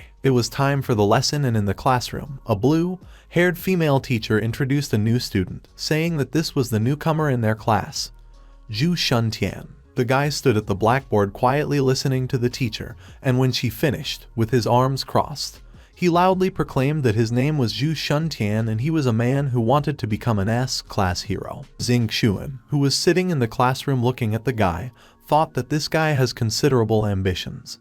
But it's not so easy to become an S-class hero. The teacher glanced in the direction of the girl, said that there was an empty seat next to her, the guy could sit there. When the guy was walking to his place, one of the students in strange clothes with a spirit thought about whether this guy really has superpowers, because his ghost did not feel anything from him. After some time, a new blonde teacher appeared in front of the blackboard and slapped a stick on the blackboard and said that today's lesson was a practical exercise on monsters. Then she turned to Xing Xuan, saying that she had the best grades, so she should take responsibility for the new student today. On the other hand, a hand was raised and a girl with purple hair tied in a ponytail turned to the teacher, saying that he, too, would like to meet a new classmate. Therefore, can she be in the same group with him? And she was being sarcastic to herself, saying that Xing Xuan would still watch her take her boyfriend away right in front of her. The teacher said that it rarely happens that a classmate takes the initiative to help a new student, so she doesn't mind if the girl is in the same group with the guy. One of the guys in the class asked a friend who this guy was and how it happened that two of their classmates volunteered to team up with him as soon as he joined them. His friend held his friend, saying that he was jealous of that guy, and then the third student added that he was the illegitimate son of some rich man or S-class hero, or something. The green-haired guy was watching all this, and he didn't like it. Dissatisfied, he said that this guy was making a name for himself again. He definitely had to teach him a lesson. The teacher clapped her hands and told everyone to be quiet and get ready to go to the practice field. A field for practice, it was a strange field in a cubic shape. Having brought the students here, the teacher asked them to take their places in the appropriate zones. Looking around uneasily, the guy thought that there was very little spiritual energy in this place. He didn't know if he could use his cloud-piercing finger. While he was thinking, Jaizia grabbed his hand smiling and greeted him, telling him that he was the son. The guy looked at her with a question and she said that her name was Jaizia, and she was pleased to meet him. The girl smiling said that he was so cool yesterday, she was there. The guy laughed and said that everything was kind of so-so. At this time, Xing Xuan appeared from the other side and pointed at the girl and said that he should not believe her nonsense, because she did not even come yesterday. The girl looked at her rival with an accusing look, said that how could she so falsely accuse someone? It's so low. Snuggling up to the guy, the girl added that he should believe her. She was really there and saw everything. On the other hand, Xing Xuan snuggled up to the guy, telling Jaizia to leave him while she was here, because she wouldn't let her fool him. The guy himself, being between two fires, was both confused and delighted and even excited. The girls, looking at each other, let lightning out of their eyes, and when they finished, they both turned to the guy. Jaizia asked the guy if he believed her, and Xing Xuan in turn also asked if he believed her or Xing Xuan. The guy didn't know what to say, and his salvation was that the teacher turned to them and said that the exercise would start soon, so they should get ready. Sighing with relief, the guy mentally thanked the teacher for avoiding these showdowns. Soon a black ball appeared in one of the zones in height and began to attract energy. Such balls appeared in each zone, and the zone in which there was a guy and two girls was no exception. Xing Xuan looked at the black ball and asked what kind of monster they were going to fight. Jaizia replied that the monsters are random and each group has different ones. After some time, tentacles emerged from the ball, followed by the head of a one-eyed monster. It was an octopus with an icy spine. He had C-level abilities, namely freezing, illusion, and regeneration. Xing Xuan, looking at the monster with concern, said that she hated him the most. The monster released a jet of cold energy in their direction, which froze the place where all three students were a second ago. The guy grabbed Xing Xuan and jumped to the left, and Jaizia jumped to the right. The guy, grinning, holding the girl on his hand, told her to give him a try and began to concentrate energy on the tip of his finger. The guy shouted the name of the technique, namely the finger piercing the clouds, and released a ray of energy. But did a small stream come out that crashed into one of the tentacles immediately disappeared. The girls looked at him with obvious disgust, saying that this was all. The guy himself was also embarrassed and sweated from embarrassment. Wiping his sweat, he thought that in this isolated space with weak spiritual energy, this ability works very poorly. The octopus looking down at them was furious and released a crushing pressure. He waved one of the tentacles in the direction of the girl and the guy, but they managed to jump away in different directions, and Xing Xuan said irritably that these tentacles were already boring her. The guy quickly went in the other direction, thinking that since he couldn't use his finger piercing the clouds, then he would be able to fight the monster up close. Concentrating all the spiritual forces in space into a finger, he cut the tentacle of the octopus with it when it sent it towards the guy. The guy shouted that he would cook takoyaki from him today. Xingqian, clutching her head gloomily, said that he was an idiot. Didn't he know that cutting off the tentacles of an octopus was forbidden? This is a well-known fact from monstermology. Smoke rose from the monster, and the guy who was next to the monster asked what kind of fog it was. Then he noticed that there were even more tentacles. Xingqian grabbed the guy with a superpower, calling him back. Then she told the guy that as soon as you cut off the tentacle of the octopus, he will activate his skill Ghost Fog, and it will be much more difficult to attack him again. After the fog cleared, 4 monsters appeared in front of them at once, which is why the girl asked about how so many of them suddenly appeared. At this time, Jaizia ran next to the guy with a jerk, saying that the guy had a great attack, but he should not do this anymore. The girl put on some kind of mask, smiled, said that the time of the test is limited, now there is no time to waste. Then she told Xingqian to leave the monsters to her. Taking out the dagger, the girl activated the shadow killing mode and very quickly reached the octopus, at the same time saying that by attacking the weak points of the octopus, you can get rid of these phantoms. The girl in a second began to attack monsters from all sides and corners, and the monsters did not have time to do anything. Finding the real Jaizia bent down on him, aiming straight at the golden eye, and hit him.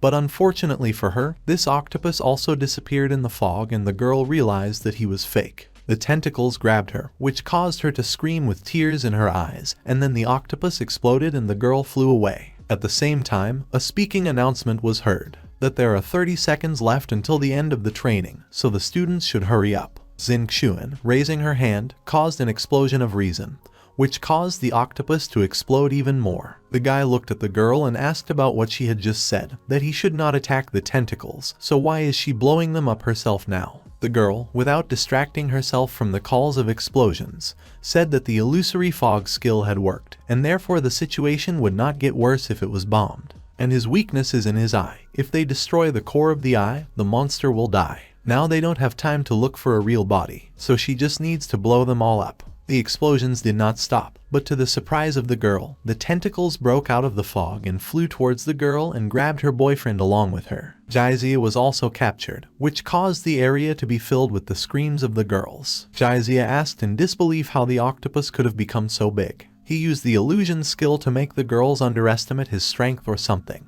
They announced again that there were 10 seconds left until the end of the training, and Xingqian said that of course they had failed the test. The guy cut the tentacles, smiled, and told them not to despair, because there is still enough time. Last night, on the way home, the guy asked the master, saying that the finger piercing the clouds requires the use of the spiritual energy of heaven and earth to form a stream and then send it out. But what should he do if the spiritual energy of heaven and earth is very small? The master replied that if he would use his own energy to use the energy of heaven and earth to apply the technique, he would not only be able to preserve his own spiritual energy as much as possible, but he would also have tremendous strength. Exactly the same way the guy he just left did it. He will probably be able to display all the might of an S-class hero in this world with his current strength. However, after using this technique, the surrounding spiritual energy will be depleted, and it is difficult to restore it in a short time. If the spiritual energy of heaven and earth is weak or absent, sometimes a guy will have to use his own spiritual energy to apply the technique. This method takes away a large amount of his own spiritual energy, so he has to be careful. With his current strength, he can use a finger piercing the clouds. The force must be equal to the full impact force of the A-rank hero. Collecting spiritual energy, the guy thought to himself that fortunately, these two helped him to stall for time. So he slowly accumulated his spiritual energy, although the energy here is small, but it is all concentrated. Smiling, the guy took aim and said that he would show him his real strength. Then he said the name of the technique. A blue ray came out of his finger, which pierced through the octopus's head, which caused the octopus to let go of the girls and began to fall himself. Seeing this, the guy thought that it looked like it was enough. At the same time, other students were looking at the hole in the ceiling, asking who did it, who released such a destructive force. Another student said that this power is close to the strength of the Class A heroes. Xingqian happily hugged the guy from behind and said he was amazing. She couldn't believe that he had killed the monster in one move. Jaizia was also impressed and said she didn't expect Shuntian to have such a trick up his sleeve. They immediately announced to the students that the tests were over and asked them to gather in the study area. The results were wrapped on a huge blackboard, and the students looked at the results with admiration and said that the ideal result was in Group D, of course. This is worthy of the group, which was led by the 2 best students. Another student said that the beginner was really lucky, and someone else added that he got not only 2 beautiful girls, but also an excellent result. A green-haired man approached the guy and, pointing at the guy, grinning, said that he had settled in well. I got the best result thanks to the help of 2 girls. The guy grinned and said that envy really makes people behave differently. The rich son just grinned and said that their last match was not over yet. Would he dare to play another game with him? It will take place at this training ground in 3 days. If the guy loses, he has to get out of school forever, whether he agrees. The guy grinned and asked what if he won. The green-haired man said that if the guy wins, he will kneel down and call him daddy 3 times. In one room, Hero Aranga listened to the news through a holographic TV. The news said that just last night, a strange light suddenly appeared in the forest of Mount Wudang. Many people have shared the photos they posted online. The news continued, saying that some netizens are suggesting that this is related to the Forest King, an S-class monster that attacked the city some time ago. In response to this phenomenon, they invited a famous scientist. The girl who was eating noodles after hearing about the S-class monster immediately raised her head and swallowed the noodles. Contacted Marin. She asked her to help her find out if there were any serious incidents in the city where Stark appeared in recent months. After she got the consent, the girl got up from her seat and said that, whatever it was at first, she would go to the forest. In the middle of the night, a black motorcycle rode among the shas. While Kanglan was driving towards the mountain, she was contacted and told that the results of the investigation she had requested had already been received. Stark has visited several cities where there have been S-class monster attacks, and all of them occurred before he went there. Laughing, the girl said that her guess was correct. Stark Kesaru's organization is working on merging humans and monsters. Perhaps O is trying to recover the remains of the Forest King. There must be clues there. In the afternoon the weather was fine, and in one of the buildings Shuntian went into the apartment saying that he had returned. Soon he saw Bai, who had arranged a workplace for himself. The guy turned to his master, saying that there are too many restrictions on using the piercing cloud finger. If her technique is better, hitting the guy on the head. The girl said that there are no quick solutions for studying immortal techniques. When a guy reaches the foundation stage, there will be more spiritual energy in his body and he will not have such problems anymore. The guy approached Xiao Bai and asked him if he still had a pill that made him cultivate quickly like last time. The guy said to give him pills if there are any. The guy with long hair took out 2 pills and said that rapid cultivation pills can only be taken in a special place or at a low level. He has several fire spirit pills that can increase the strength of the guy's techniques in a short time. And he also has a soul-saving pill that can heal his wounds quickly. He can take them and use them as needed. Taking the bottle, the guy said that it was better than nothing. Then he added that it was too late, so he had better hurry up and go to the forest to absorb spiritual energy. At the same time, in the forest, Kang Lan, seeing the red-haired villain, shouted that Stark was arrested. She ordered her minion to release a beam in his direction, and Stark barely dodged the beam, thinking that this was his unluckiest day. Not only did it take him half a day to recover his body, but now he is being chased by this woman. Stark very quickly recovered from the hero's shots while approaching her and reaching her. He bent up with a gloomy face and shouted that he was in a very bad mood, so she would have to die here. The girl put a block with a metal hand, but she felt that the opponent had a very powerful force. Kicking, the guy cursed the kid and thought that if he met him, he would definitely cut him into pieces. The villain's blow fell on the hero, which caused her to be thrown back, and she broke a tree along the way. After breaking the girl's pet, Stark asked the girl if she wanted to defeat him with this toy. It's just scrap metal. The girl got up from her seat and started charging her mechanized arm, and raising it screamed, releasing a yellow glow from her hand. The pressure shackled the surprised Stark, and he clenched his teeth and thought that he had just recovered his body. But his strength had not yet recovered, but fortunately it was raining and he could still use one trick. The guy began to concentrate purple energy in his hand and released a deadly energy tornado towards the girl. The beam of light released by the girl and the tornado of the guy crashed, but the tornado easily absorbed the girl's power and moved forward, crashing into the girl and throwing her away. Clutching his chest, the guy coughed and cursed the girl. She made him use up his life force to use this trick. For this, he will turn it into his source of energy. Suddenly, he noticed that someone was walking in this direction and thought that it might be the support of the Heroes Association. Judging by his physical condition, it's better for him to retreat. At this time, the one the guy noticed was Zhu Shuntian.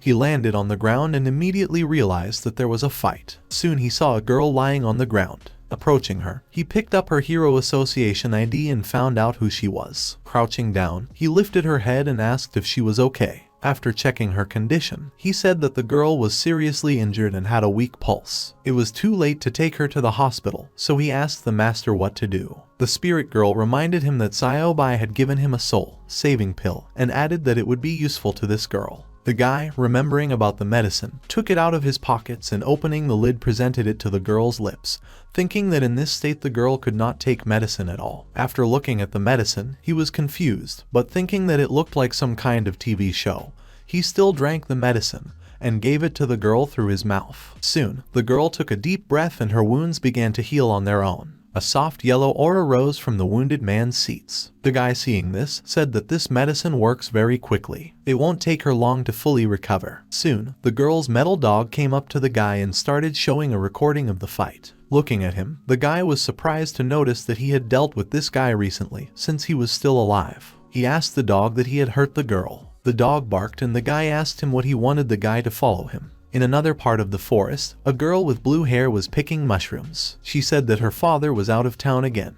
and therefore she herself would have to solve the problem with dinner. Stark was walking not far from the girl and noticing her, he said that a person without superpowers in such a place. Grinning maliciously, the villain decided to restore his strength with her help. At the same time, the mechanical dog was leading the guy who was carrying Kang Lan on his back somewhere. Suddenly there was an explosion and the guy saw it and said that it looked like someone was fighting there, and therefore hurried there, but approaching cautiously hid. Then, looking out from behind a tree, he saw a familiar girl and wondered why she was here and why she was fighting with this guy. Leaving the girl on the ground, he told the dog to stay here and protect the mistress, and he would take care of that guy. At this time, the girl with blue hair jumped away from the opponent and looking at him thought about who he was. How can he be so agile? She used a lot of lightning talismans, but they didn't hit him. She shouldn't let him get close. If he gets close to her, she's finished. Stark was also surprised by the girl's strength and cursed, shouting, asking if this girl was not a worthless person. How can she throw a piece of paper with such force? Jumping away from another attack, the villain grabbed the trunk of a tree with tentacles from his hands, thinking that if such a big noise attracted people from the Heroic Association, he would be in trouble. Therefore, he should kill her sooner. The guy pulled out a tree and threw it towards the girl, and the girl threw a talisman in response, thinking that now she can't count on her father to return. She can only rely on herself. The talisman crashed into a tree trunk and exploded, causing the tree to fly in the other direction and raise dust. Taking advantage of this, the villain attacked from an unexpected place, shouting for the girl to go to hell. The girl, noticing the opponent, shouted that it was bad and did not know what to do. At this time, Stark almost reached her, but right in front of him she disappeared, leaving an afterimage. A new figure appeared in the sky from whose hand sparks flew, and this man said that the one who should go to hell is a villain. Concentrating spiritual power in his finger, the guy, despite the embarrassment of the girl who was looking at him, released a beam directly at the villain. The girl confusedly asked the guy about how he became so strong. The guy came down from the sky and asked the girl if she was okay. The girl said she was fine, and then asked how he got here and this trick just. The guy said it was a long story and asked the girl if she still had the talismans she had just used. The girl said she still has a few. The guy pointed to that place and said that this guy has the ability to regenerate. His trick absorbed all of his energy attached to him. Then the guy told the girl to use the talisman to finish him off. There was a strange clot on the ground, and seeing it, the girl agreed with a smile and said that they would send it to the point of no return. There was an explosion and the guy looking at it said that it should have been enough. The girl, looking at the guy, thanked him for saving her. The guy smiled and said it wasn't worth it. Besides, the girl had already saved him once, so they were even. Then the guy asked the girl about why he always meets her in the woods. Does she really live here? The girl smiled and said that their family had lived here in the Taoist temple for several generations. Then the girl invited the guy to her house so that he could see it with his own eyes. The guy agreed, but I asked her to wait for him here for a while. Running away, he left that he had important things to do, and then asked for forgiveness, said that he would be a minute. In the middle of the ocean, in a deep sea base, several people were watching the news. On TV, the girl said that recently passenger ships in the sea near the city of Mirage were often attacked by mutant monsters, showing the sea and the tentacles of the octopus that was grabbing the ship. The presenter continued, saying that there are many monsters above a level among them. Currently, the Heroes Association has sent Nyandong Kui to lead a team to deal with them. Finally, the presenter said that they would continue to follow the news, so she asked viewers to stay in the channel. The blonde in the hood adjusted her glasses and said that it was a great job. The next step is to wait for these heroes to deliver themselves to the door. The man with horns asked the girl that what she sent really works. The girl folded her arms under her chest and nodded and said that if he caught an S-class hero, then let him not kill him. Their boss plans to keep them to extract their superpowers. The girl got up and started walking to the exit, and the demon-like man told her with a grim smile, so that she would not worry, he would leave them alive. The girl reached the door, nodded and said that she was leaving. Then she added that she would be back in a few days to check the results. The guy reached the place where he left Kang Lan, and the girl who had already recovered said that he was finally here. The guy, seeing that she was looking into some kind of hologram, asked her if her wounds had completely healed. The girl was embarrassed by the memories of the kiss and thanked the guy, saying that he not only saved her, but also fulfilled her mission for her. Awkwardly scratching his head, the guy asked the girl how she found out. The girl stroked her dog's head, said that he had written everything down, and then added that the guy was very strong. She looked at the guy and asked him that he was a newly recruited hero of the Heroic Association. Besides, there's that girl. The guy, laughing loudly, scratched his head and said that this could not be. He is still 16 and attends a superpowers school in the city of Mehai. The girl was surprised by this revelation, and she asked him how he managed to kill a wanted S-class criminal at the age of 16. Why doesn't he join the Heroic Association? Still scratching his head, the guy asked the girl to keep his secret. He would like to study at the School of Superpowers, and the guy thought to himself that his real strength is only at the level of C if he joins the Heroic Association. They will reveal it in a minute. The girl sighed and said that influential people like him always have a lot of excuses. Then she introduced herself as Kang Lan and said she was a class A hero. Then she handed the guy something that looked like a watch or a compass and said it was for him. If he needs anything, he can call her through this. She said she was at his disposal. Turning and leaving, the girl told him to go back to his girlfriend. Embarrassed, the guy said that he didn't even know the girl's name, but he still returned to the girl. When they were walking through the forest, the girl smiled and said that she did not know his name, but her name was Dongfeng Kingmeng. The guy scratched his head and said that his name was Zhu Shuntian. The girl asked the guy what he was doing in this place, and who was this strange person just now. The guy sighed and said that it was a long story. Soon they reached the Taoist temple on Mount Wuding, and the girl said that her house was right ahead. The guy went right through the rock, said that this is an amazing place. Why can't he see it from the outside? The girl smilingly said that protective talismans are not visible to most people. The guy, looking at the huge talisman in the sky, around which spiritual energy was circulating, asked the teacher about this thing and said why it resembles the immortality technique that he learned. While the girl was walking to her house, the blonde spirit appeared and crossed her arms and said that the talisman system was indeed part of the immortal technique. However, she noticed in advance that that girl only knows how to use talismans and does not know any spiritual technique. The girl, looking at the talisman, said that she assumes that there were other immortal masters who overcame the void, came to this world and taught these things to the people of this world. The guy, too, looking at the talisman, nodded, saying that's how it is. Sitting on the roof of the house was Yan Hua, a tan man with blonde hair. Smiling, he said that after waiting half a day,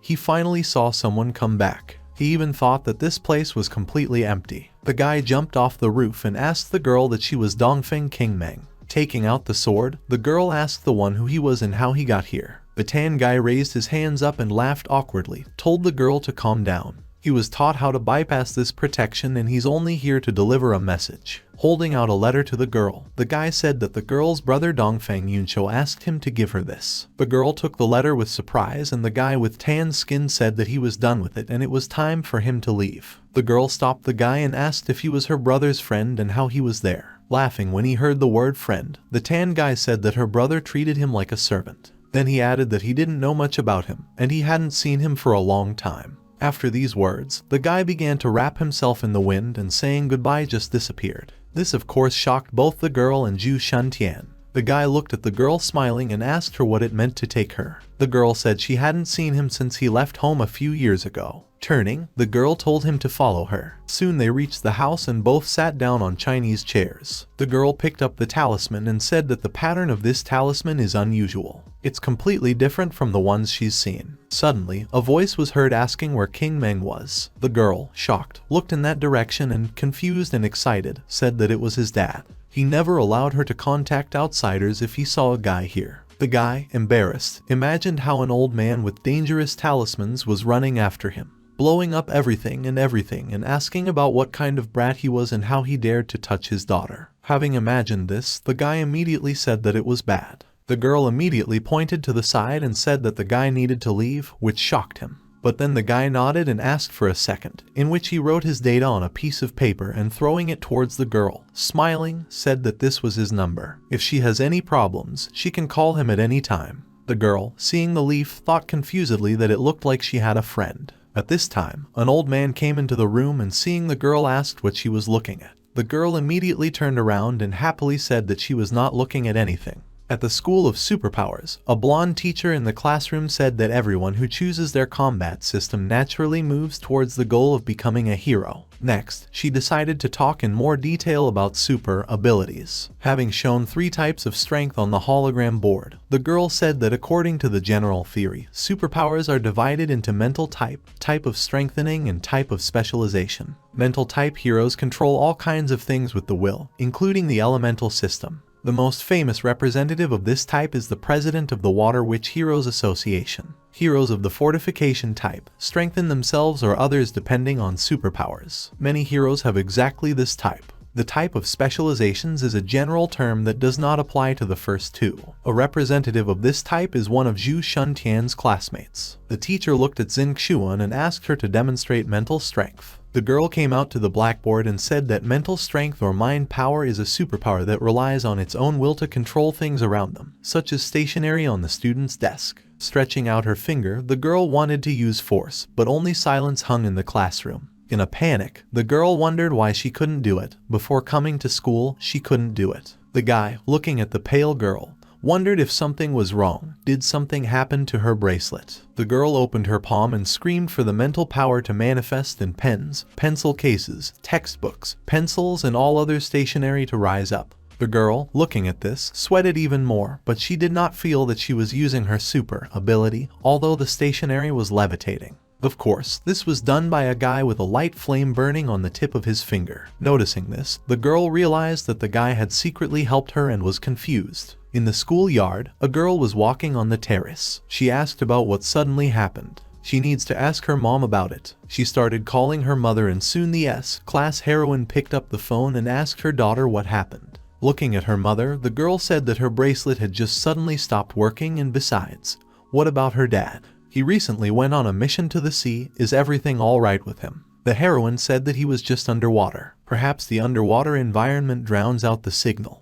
But the girl should not worry because her father is still an S-class hero. Tina was also standing in the president's office. The mother said that her daughter's bracelet needs energy and its amount depends on the environment. The girl, looking at her mother, said that then she could only wait and then asked her mother to tell her father to be careful. After finishing the conversation with her daughter, the woman looked at Tina and said that they should discuss the issue of Nyan Dongxia's arrest and would quickly go to help. Tina nodded vigorously. An hour ago, in the Sea of Mirages, Nibbleman, an S-class hero and a demon-like type were fighting battles. Nibbleman sent a jet of water straight to the opponent, but he easily dodged. The demon grinned and said that this was the sea, and the sea was his territory. He is invincible on his own territory. The demon immediately dived towards the enemy and with great speed the fists of the enemies met, sending waves of energy in both directions. The demon screamed for the hero to die, and he frowned and said it was too early. To himself, however, Nibbleman was thinking about that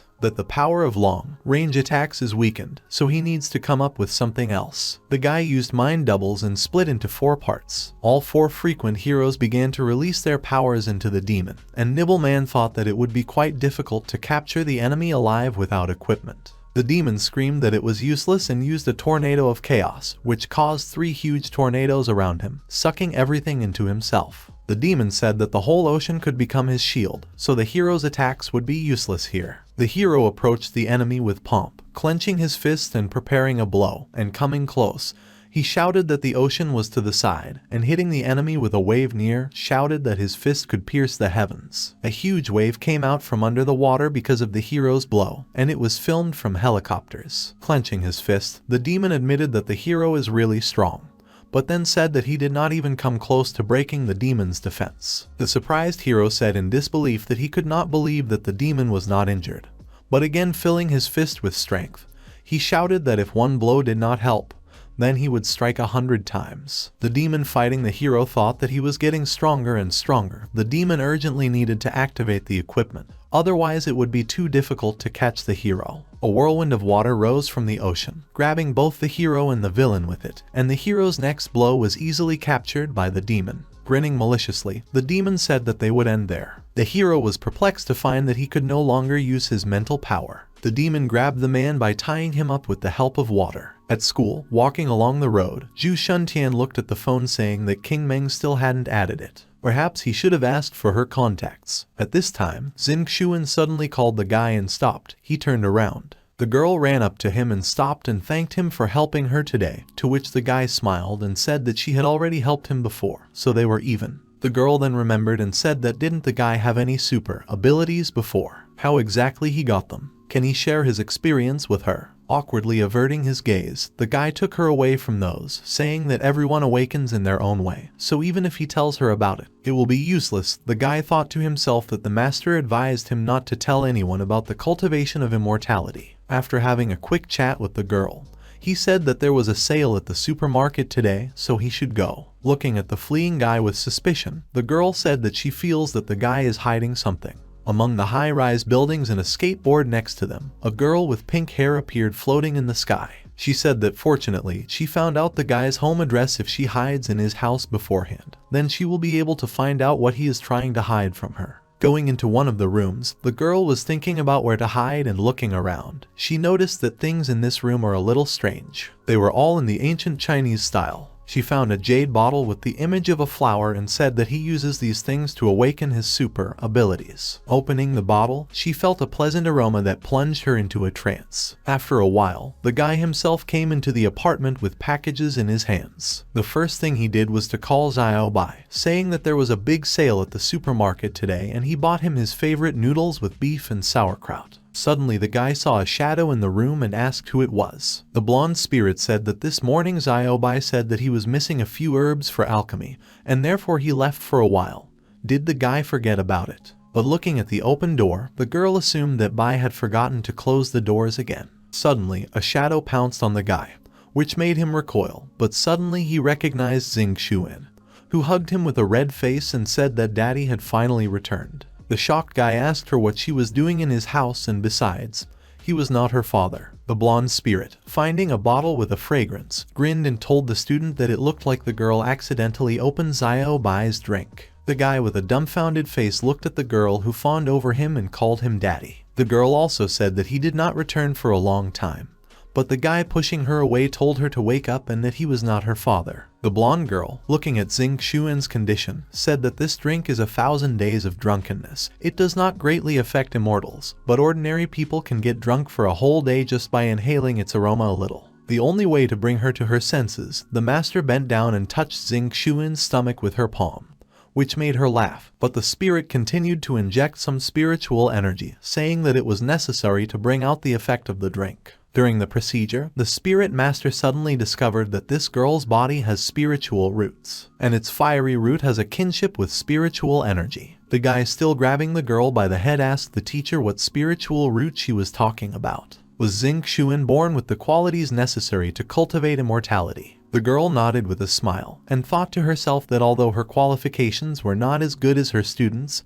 she was still a treasure. Hovering over the guy, the master told the disciple to use his spiritual energy to bring the girl back to consciousness. The woman needs to see if the guy's control over his spiritual energy has improved during this time. The guy nodded and tilted the red girl and blushed himself. After that, he took out the spiritual energy from her through her mouth. The spirit master said that these days she has also been watching this girl for a long time and believes that she is not a bad person. The master told the guy that when the girl wakes up, he should tell her about the cultivation of immortals. If there are more people with him, he will have more energy to cultivate immortality. Some time passed and it was late evening, and when the girl woke up, the guy told her everything. The girl was excited and said that it was amazing that in addition to superpowers, there is such a thing as immortal power. Grabbing the guy's hands, the girl excitedly said that she wanted to learn this. She has always relied on her father's superpowers and she is tired of it. The spirit master, looking at them contentedly, said that now that she had agreed, they should start the first step.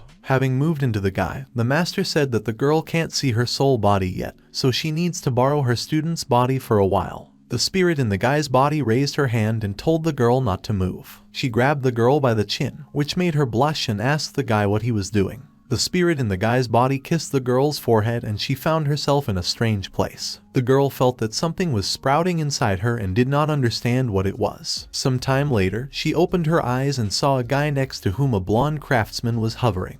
The surprised girl said that she was so beautiful. This is the master the guy told her about. The guy nodded and asked if she could see her. The spirit master said it seemed to work. Xuan remembered that feeling and looking at her palms asked them what it was and what she saw. The master smiled and said that she had revived her divine consciousness, and the spiritual roots in her body were also activated. The delighted girl hugged the master, asking her if she could use the immortal technique now. The teacher was surprised by such pressure and pulled out a book from somewhere, said that it was too early, you can't rush with such things. Then she gave her the book and told her that it was the Flying Star Spirit Sword technique. She has to study it first. The girl happily thanked the master. Then the guy looked at the phone and said it was too late. Then he asked the girl why she didn't stay for dinner tonight.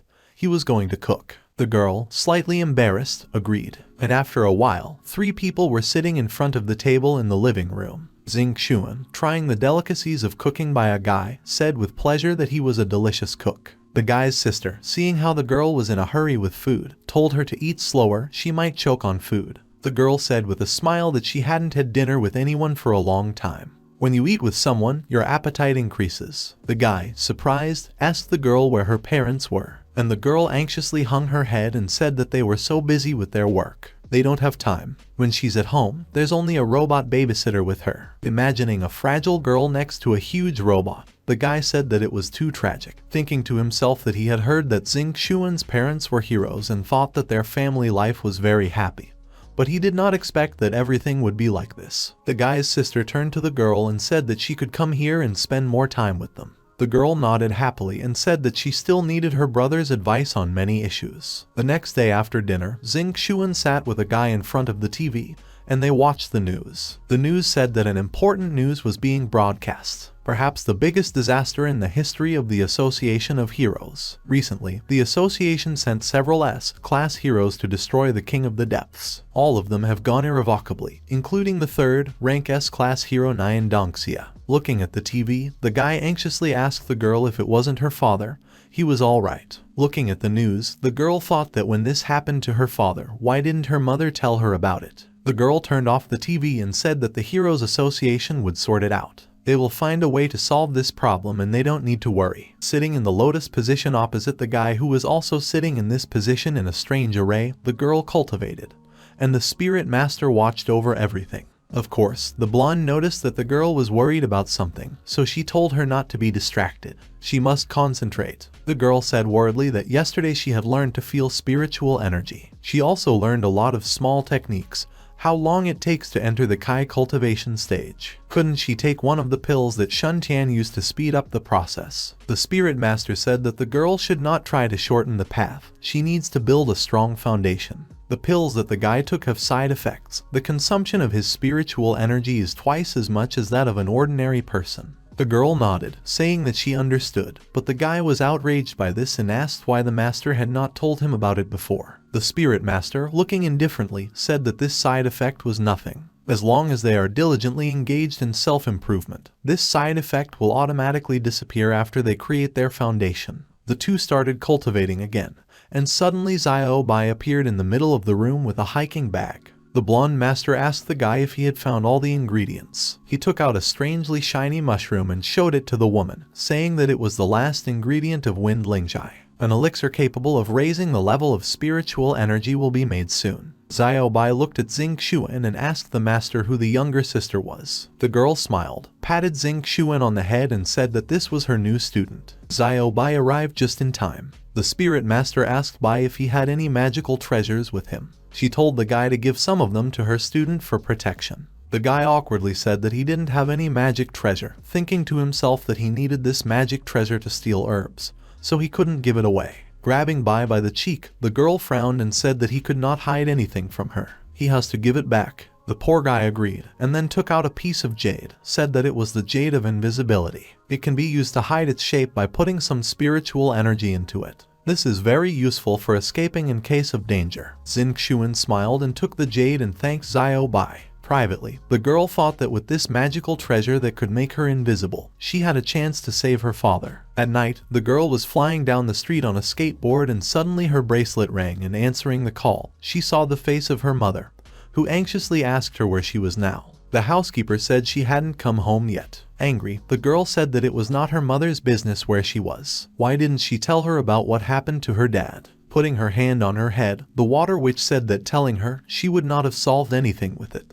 She just has to be a good girl and go to school, and the woman herself solved this problem. The girl got even more angry and asked her mother what she meant, saying that she would not have solved anything with this. In any case, she is the daughter of a hero, the one who did something to dad. Not finishing until the end, the girl shook her head and told her mother to forget about it and said she didn't want to talk about it. After that, the girl turned off the bell. The mother in the office was calling her anxiously, but the girl did not answer. The girl, standing on a skateboard next to her father's advertisement, thought that it was usually normal when everyone underestimated her. But now even her mother does it. This time she has to show everyone what she is capable of. With these thoughts, the girl took out the jade and injected some spiritual power into it. The hero's daughter is a label that has been hung on Xing Xuan since her birth. From a young age, she was raised with high expectations. In their eyes, she was expected to be better than an ordinary person in every way. As soon as she became at least the second, everyone was gossiping about it, saying that the daughter of the head of the Association of Heroes is only in second place, and then they mocked saying that she is just the daughter of an S-class hero, nothing more. Although Xing Xuan always tried to prove herself and trained to exhaustion, but she always failed to meet everyone's expectations. Now even her superpowers have suddenly disappeared and she can only rely on her father's superpowers every day. A ship was flying in the sky over the sea. The girl thought that she did not want to live under the sign of her parents' fame.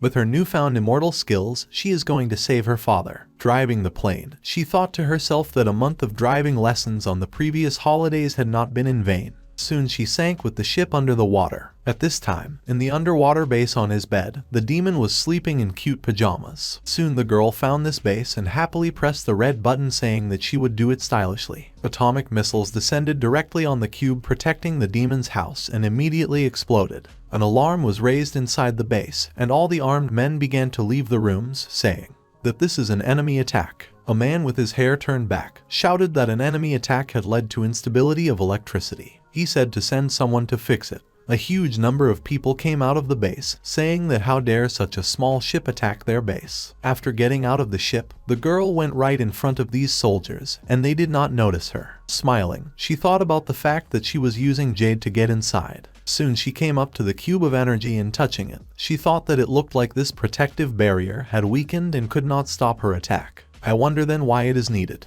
Going inside and an invisible girl knocked out the guards with one blow, asking where exactly to keep his dad. This base was surprisingly large. After looking at the data, she said that fortunately she got their data. Her dad should be on this floor. Soon she went into the right office and saw her father who was tied to something. The girl looked at him worriedly and released air blades into this transparent sphere, but it didn't even scratch that one. But she didn't give up, screaming that she would get him out of there. The door opened and a gloomy demon came in with reddened eyes and seeing the girl asked that she had disturbed his sleep. The girl turned around anxiously. The next day at school, the boy was sitting at his desk, but he did not see Xing Xuan at the next desk. He said it was strange why the girl still hadn't come to class. She was sick. Jaizia approached the guy and said, smiling at him, that he would not wait for her. She didn't come to school today at all and didn't even ask for time off. The guy is worried. Standing up, asked the girl to repeat. The girl approached the guy a little bent over and smiling, said that she thought Xing Xuan was not feeling well after she found out that her father was missing.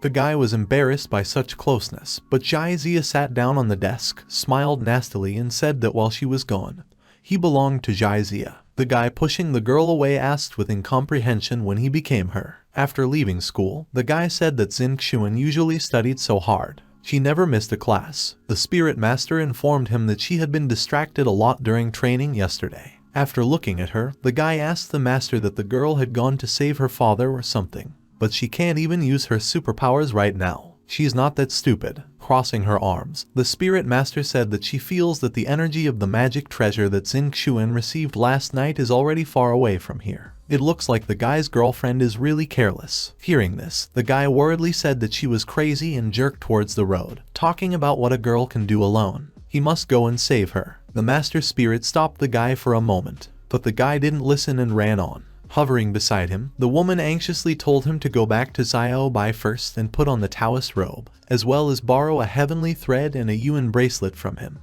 Otherwise, the guy will have to rely only on luck. Floating over the ocean with his master, Shun Tian asked her if she felt the energy of the treasure. The girl looked at the guy and said that they were approaching. Looking at the guy with severity, the girl told him to be careful and when to join the fight did not let himself go. Looking at the master with a bit of indignation, the guy still nodded. Soon he sank under the water and found the base where Xingxuan went. The guy said in surprise that all the things of immortals are amazing. Wearing this robe, he can breathe freely underwater and his movements are not limited at all. Looking at the base, he summoned a second treasure and, folding one hand into a seal, grinned and said that he would test this treasure first. Waving a red ribbon, the guy told him to make chaos. With a wave of the guy, a water funnel began to appear next to the base, which soon turned into a whirlwind. The soldiers inside the base immediately noticed this and asked each other what was going on there. Is it really another hero attack? On the surveillance cameras, the guard who was watching the neighborhood noticed the guy and said that there really was someone there. The guy sighing said that this thing consumes a lot of physical energy to use. At this time, a warrior from the base began identifying the guy's face, but soon the system saw that the identification failed and this guy was not from the Hero Association. The surprised guard asked where this guy got such strength from. His partner grinned and said that since this guy was a hero, they immediately destroyed him with a water cannon and wanted to press the red button. But suddenly they were stopped by a demon that appeared from behind. Approaching the screen, the demon said that he would deal with this guy, which surprised the soldiers. The demon was excited, because this was the first time he met someone who has such control over the sea. He would like to see who is the real king of the depths. The guy sent one vortex funnel after another, but no one came out, which made him wonder why this was happening. To his surprise, one of the whirlwinds simply disappeared and seeing this, the guy waved the ribbon once again making another whirlwind. But a demon emerged from under the water, saying that such a non-entity could shake the sea. It was something interesting for him. The demon immediately sent water sharks towards the guy. The guy barely dodged them, surprised at such a fast speed of the sharks. After all, to control them, you need to spend a lot of energy. A little more and the guy's energy will run out. The guy created a dome around himself, into which the sharks hit and turned, aiming towards the demon himself. The surprised demon turned pale and shouted about how this was possible. How can he direct his own attack against him? Departing from Pisces, the demon realized that this guy does not use his superpower like other heroes. It's probably some kind of supernatural force. The guy waved the red ribbon, sending him towards the demon and at the same time shouting for the demon to free Xingxuan and the heroes he had captured. The demon grabbed the tape, realizing that he and the guy control the streams. Grinning, the demon said that a guy at such a young age dared to come here alone. The demon even recognized his courage. Pulling the ribbon towards him, the demon decided to take him to himself, simultaneously summoning water pythons and shouting that he was advising the guy to give up this boring dream of becoming a hero. Looking at the pythons coming in his direction,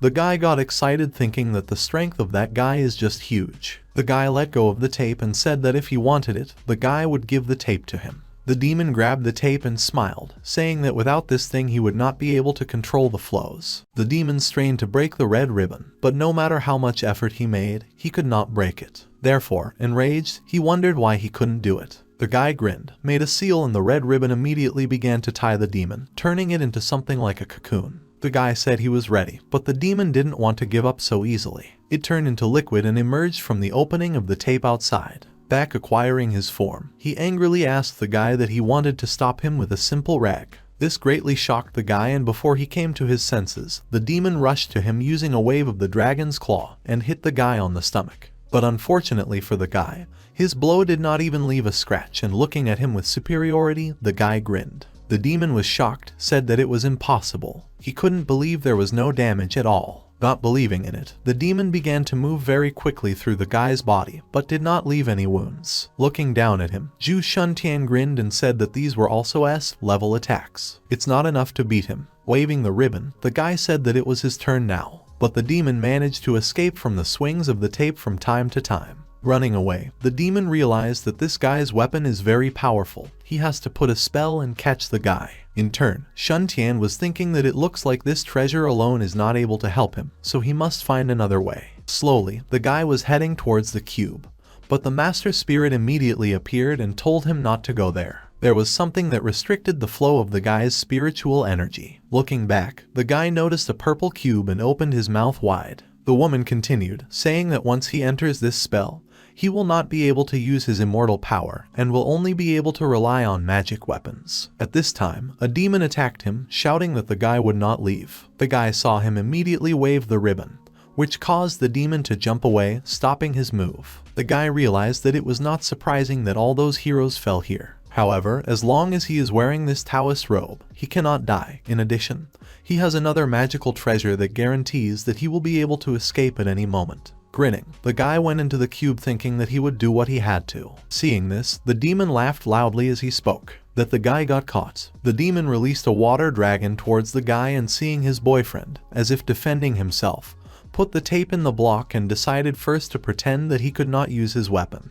and this would deceive that guy so that he caught him. The water column crashed into him, causing the guy to be thrown away, but still the guy stood up smiling and saying that although he could not use his weapon, but the demon would still not be able to kill him. The demon grinned and put his hand in the seal and said that he didn't care. The guy still won't be able to escape without his abilities, and without them he is weaker than a fish in the sea. The demon decided to use a water balloon to catch this guy, and then he examined his protective equipment. The guy got caught in a bubble and in anger shouted at the demon, asking what he had done, although he thought to himself that the plan had worked. The demon smiled grimly and said that since the guy wanted to save these heroes so much, he wanted to see them with his own eyes what these heroes look like after they lose their superpowers. After leading the guy to one of the rooms, the demon pointed at him and said that he would stay here. Throwing the guy into the camera, the demon said that tomorrow he would show him how these heroes lose their superpowers. 5 minutes later, the guy checked if there was someone outside, and realizing that there was no one there,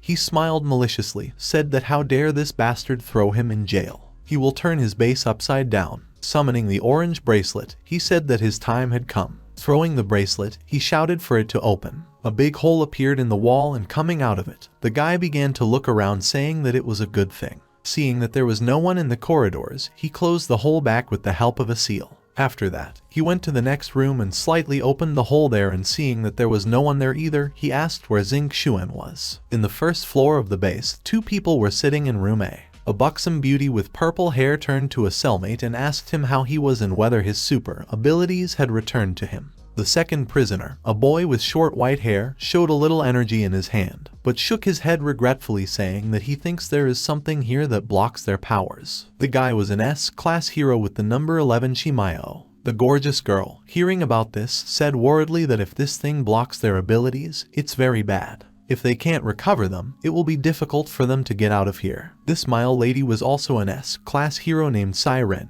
The girl hugged the guy in a panic and said that she had not been on the air for several days, and if her fans found out how pathetic she looked now, she would lose them. At this time, the guy reached the next room and made a hole in it, thinking that the girl was here, but he saw these 2 S-class heroes. Seeing these 2, the guy, angry, said that the King of the Depths really captured a few ordinary people. He will save this mother and child together later. Approaching the last room, the guy opened it and saw Nyan Dongxia locked inside a strange structure. Approaching the man, he exclaimed joyfully that he had finally found him. Nyan Dongxia, with a scar in one eye, looked at the guy and asked who he was. Did the Hero Association send him to save Nyan Dongxia? The guy came up to the camera and said that he was Xuan's classmate, and he was here to save him. The surprised man asked the guy that it was his superpower. The guy nodded confusedly and asked the man if he knew where to keep his daughter. The man, hearing this, went berserk and asked the guy what he wanted to say, that Xuan was also here. When he gets out of this trap, he will make them pay. The guy picked up the golden ring and said that he would help now. But time passed but nothing happened. Folding his hand in the seal, the guy asked the man to wait a minute and said that this was not an ordinary barrier. Nyan Dongxia said that the guy would not be able to break it on his own. Besides, if he got out of here, it would cause alarm. He can't use his powers right now. If the guy saves him, he'll just become a burden to him. Looking seriously at Zhu Shuntian, Nyan Dongxia said that he now had an important task for the guy. Since he managed to get here, he believes that the guy can handle it. The guy listened attentively and asked what needed to be done. Nyan Dongxia said that there is some kind of device inside this base that disables super abilities. If the guy manages to break it, then Nyan Dongxia will be able to get out of here by himself. Thinking about it, the guy asked where he could find this device. The man said that he saw information about him when he destroyed the underground laboratory. For this kind of devices to work, a power supply system is required. There will be heavy security near the device. It would be very difficult, and Nyan Dongxia assumed that the guy would have to destroy the electrical system directly. The guy nodded and said he was going. At this time, in one of the corridors of the base, 3 soldered soldiers were walking leaning on each other. One of them told his friends not to worry, because the chief is guarding the device. He suggested they sneak in and have a good time. No one would know. A drunk man with swollen eyes laughed nastily and said that she was a popular woman, and she was much better than the girl their boss caught last night. They reached Sai Ren's office, and this nasty man shouted at her to go and have fun with them. Of course, the girl screamed so that they would not dare to do such a thing. The man looked down at the girl and said that now that she had lost her strength, she was just a weak woman. She won't be able to resist, so she has to accept her fate. Coming forward, the white-haired boy shouted that he would not allow these animals to harm the girl. The ugly man kicked the child, telling him to get lost, and the guy flew back. The man licked his lips and told his brothers that they should have fun today. The heroine of the S-class is a delicacy. 2 other soldiers also looked at the girl with a lustful face and said that this was indeed the case. The girl in anger shouted that they were shameless and bent down to kick them, but her leg was easily caught. And the nasty man said that the more she resists, the more they rejoice. Suddenly, at this time, a hole appeared in the wall, and jumping out from there, Shuntian hit this man right in the jaw. The man flew off, spitting a knocked-out tooth on the move. Looking at these nasty people, the guy holding a gold ring near his hand asked them if it was normal that they were mocking the mother in front of the child. The girl who hugged the boy looked at this stranger in surprise. Then the girl realized just that the guy's appeal, and getting angry, she trembled and screamed and asked the guy who he called mother, "Is she really that old?" The boy grabbed the girl and asked her to calm down, because this guy had just saved them. The guy said that time is precious, so they first have to deal with this group of henchmen. After that, he threw a golden ring and it flew straight hit one of the villains, then flew to the second and then to the third, knocking out a triple. Surprised, the girl noticed the treasure in the guy's hand and thought that this guy shouldn't have had so much strength to use it. Taking one of the enemy's phones, he told these 2 that no one would bother them now. Throwing one of the phones to these 2, he said it was them. He created a new communication channel. If anything happens, they will be able to contact him. The girl took the phone and thanked the guy, asking him if he was from the Association of Heroes. Brushing off, the guy said that he was just a student who happened to be passing by. He has other things to do. The guy promised them that he would come back later to save them. After that, he went to the hole and higher out of it. The girl asked in shock that he just left. At this time, all this was visible in the surveillance camera room. But the one in charge of this place was sleeping right here. Another man in full uniform came into the office and, seeing that the subordinates were asleep, hit him on the helmet, shouting that he was cursed. Who allowed him to sleep? He'd better get back to work. None of these heroes should escape. The private immediately stood at attention and saluted and said what he would do. Then the commander in the surveillance cameras saw Shun Chan hiding in the passage in the corridor. Seeing him, the commander asked how this guy managed to escape. The commander immediately left the room, said that he would go to check, and the subordinate should raise the alarm and immediately inform the boss about it. He nodded. At this time, in that very corridor, 2 guards were standing next to the door. One of them said that he was very bored, soon he would go and have some fun. The guy, seeing them, said that he had finally found the right place. Suddenly everything turned red and a siren sounded right over the guy's head. The surprised guy saw in shock that those 2 guards were rushing here and twisted his mouth in displeasure. Seeing that 2 guards were approaching in his direction, the guy immediately went out to launch a ring at them, saying that it was not scary,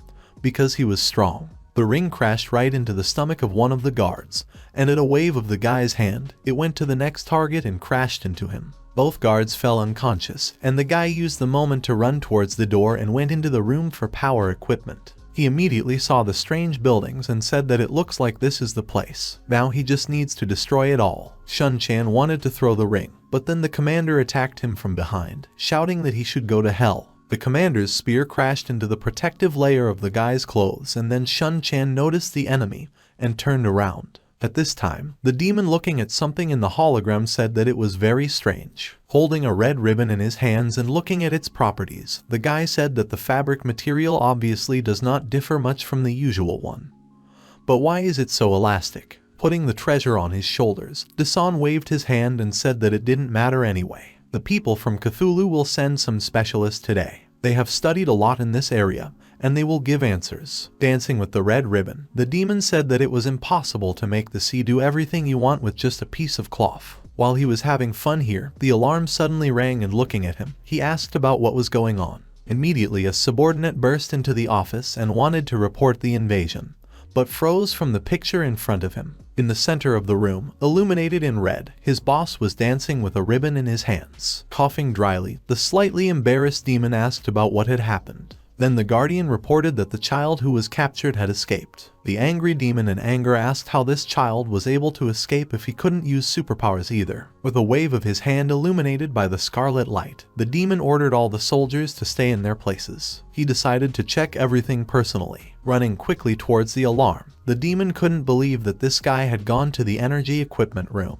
Does he know the secret of this place? Gloomily, the demon thought that if all these heroes escape, the people of Cthulhu will skin him, so he must stop him. At this time, the commander stabbed the guy in the back, asking why he could still use his super abilities. The device is working and it cannot give errors. Grinning, the guy said that he was just a bug and turned around and threw the ring in the opponent's face. The ring smashed into the commander's helmet and threw him away. The guy immediately used the seal to direct the golden ring towards the buildings and quickly began to destroy everything. Explosions rang out, the room began to shake. Taking back the ring, the boy laughed, speaking that the task is completed. At this time, an underwater ship was moving towards the base. Looking at the base, the blonde thought that it was strange that the borders of the device disappeared. Looking at the blonde, the guy with the long bangs clenched his fist and asked Moni that the heroes whom their boss asked to deliver did not escape.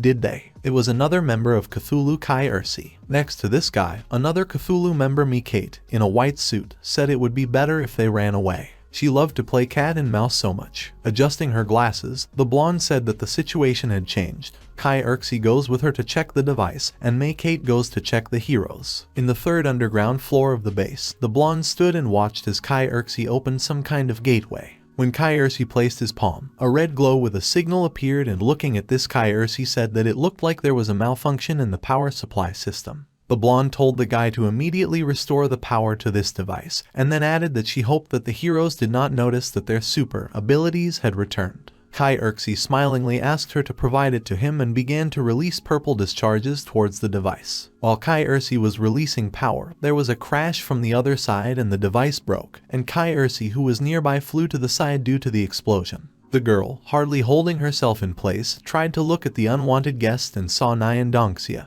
who came in with a prepared force. The girl waved her hand, telling her partner to provide this hero to her, and ordered Kai Ursi to go and grab the other heroes. Kai Ursi agreed, but Nyan Dongxia did not wait and immediately attacked the girl, asking her what she could stop him. The girl smiled and called up some stones of life and said that it was difficult for her to say so right away. Shuntian was now walking through the corridors of the second underground floor of the base, thinking that he had searched all the floors, but he had not found Xing Xuan where she could be. Suddenly a demon landed on top, and noticing this, the guy turned around with a cold sweat and saw an angry demon holding a purple ball in his hand sparkling with lightning.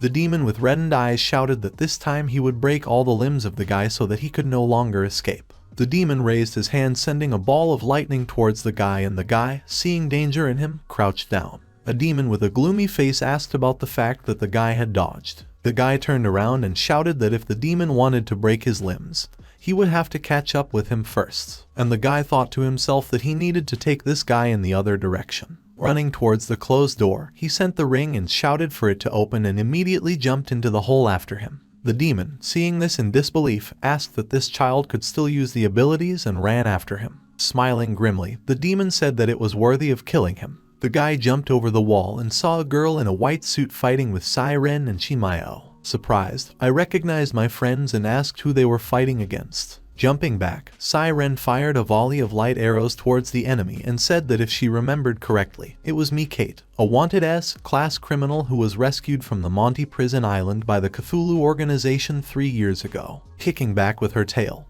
Kate looked down on the girl and said she couldn't believe there were people here who knew her. The guy running in the other direction looked at the girl thinking that he had not yet dealt with the King of the Depths, and then there was another problem of the S-class criminal level. May noticed the guy and said that there seemed to be a little mouse there and rushed in his direction. A tail flew at the guy, and seeing this, the white-haired boy shouted that he should be careful and using force raised a wall of ice right between the guy and the villain. The boy asked the guy if he was injured, but the guy looking at the block of ice said that everything was fine and thanked him. They landed on the ground clucking her tongue, and the two heroes approached the guy. The girl told him to be careful, and said that this woman is very fast. Looking at the girl, the guy thought that they might have to find a way to limit the movement of this villain. Suddenly, he grinned and threw his gold ring, which flew towards May. Grinning, the villain reflected the ring with her tail, saying that this little trick poses no threat to her. But to her surprise, the ring flew off again, turned around and followed her. The girl doing a backflip was able to avoid the next blow, but the ring continued to pursue him and expanded, grabbed her. The guy with the gloomy face shouted for the heroes to attack her now.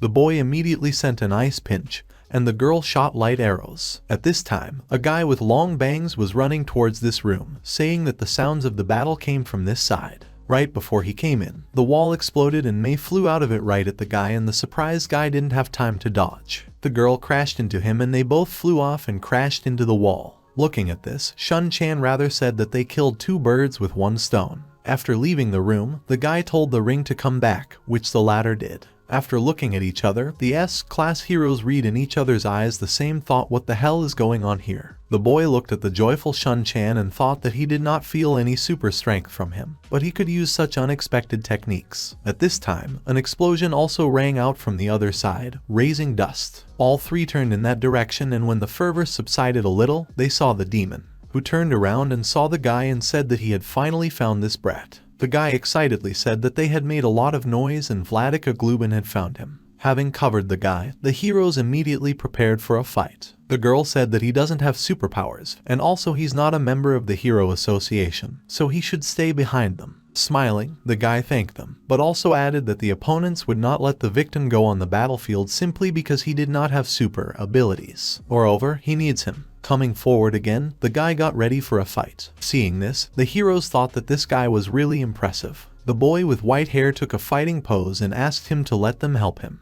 The boy released chunks of ice towards the demon, but he shouted that he did not get in his way, and repelled the attack with purple claws, which subsequently hit the boy. The guy jumping on the shards of ice shouted that now the Lord of the Depths is his opponent. Concentrating the energy in his finger, he used a finger piercing the heavens in front of the demon, which directly got the villain. After landing, the guy looked in surprise in that direction, asking that he really did it. Suddenly, to the horror of the heroes, the voice of the Lord of the Depths rang out, saying that the guy forced him to do this. The demon really underestimated him. The guy asked with shock how it was possible, how he could withstand this blow, and soon when the fervor settled, they saw a huge Chinese blue dragon. The girl immediately took aim and shouted that they did not stop and attacked. The boy also used the power of ice to send shards, but all the blows just shattered on the dragon's scales. Seeing this, the girl said with panic that the scales were too strong, it could not be pierced. The dragon screamed for the guy to die and, opening his mouth, began to accumulate a ball of energy. He let out his breath and the girl pushed the guy away and took the blow on herself. The girl fell unconscious and holding her boyfriend asked if she was okay. Looking at these 2 heroes who were lying unconscious, the guy was thinking about what he should do next, because they were both defeated. The dragon with a glint in his red eyes said that the guy has 2 options. He will give up his weapon and tell about his secret, and then the dragon promises that the guy will die quickly. Or the dragon can cut off all the limbs of the guy and then he will never be able to use these things again. The guy with a serious mien looking at the dragon asked his master if it was possible to use this bracelet anyway. The spirit master immediately appeared next to him and said that the bracelet has other uses, but with his current level of development, if he forcibly uses his power, he will be severely depleted. Blazing with golden fire, the guy asked the teacher from where she knows. He's never tried it. Besides, he doesn't want to lose to this guy. The hoop in the guy's hand suddenly split, and holding both, the guy said that the dragon would have to give his life to take his things. The guy released both hoops glowing with a golden aura, and they flew straight at the dragon. The dragon, looking down from above, said that these things would not work on him.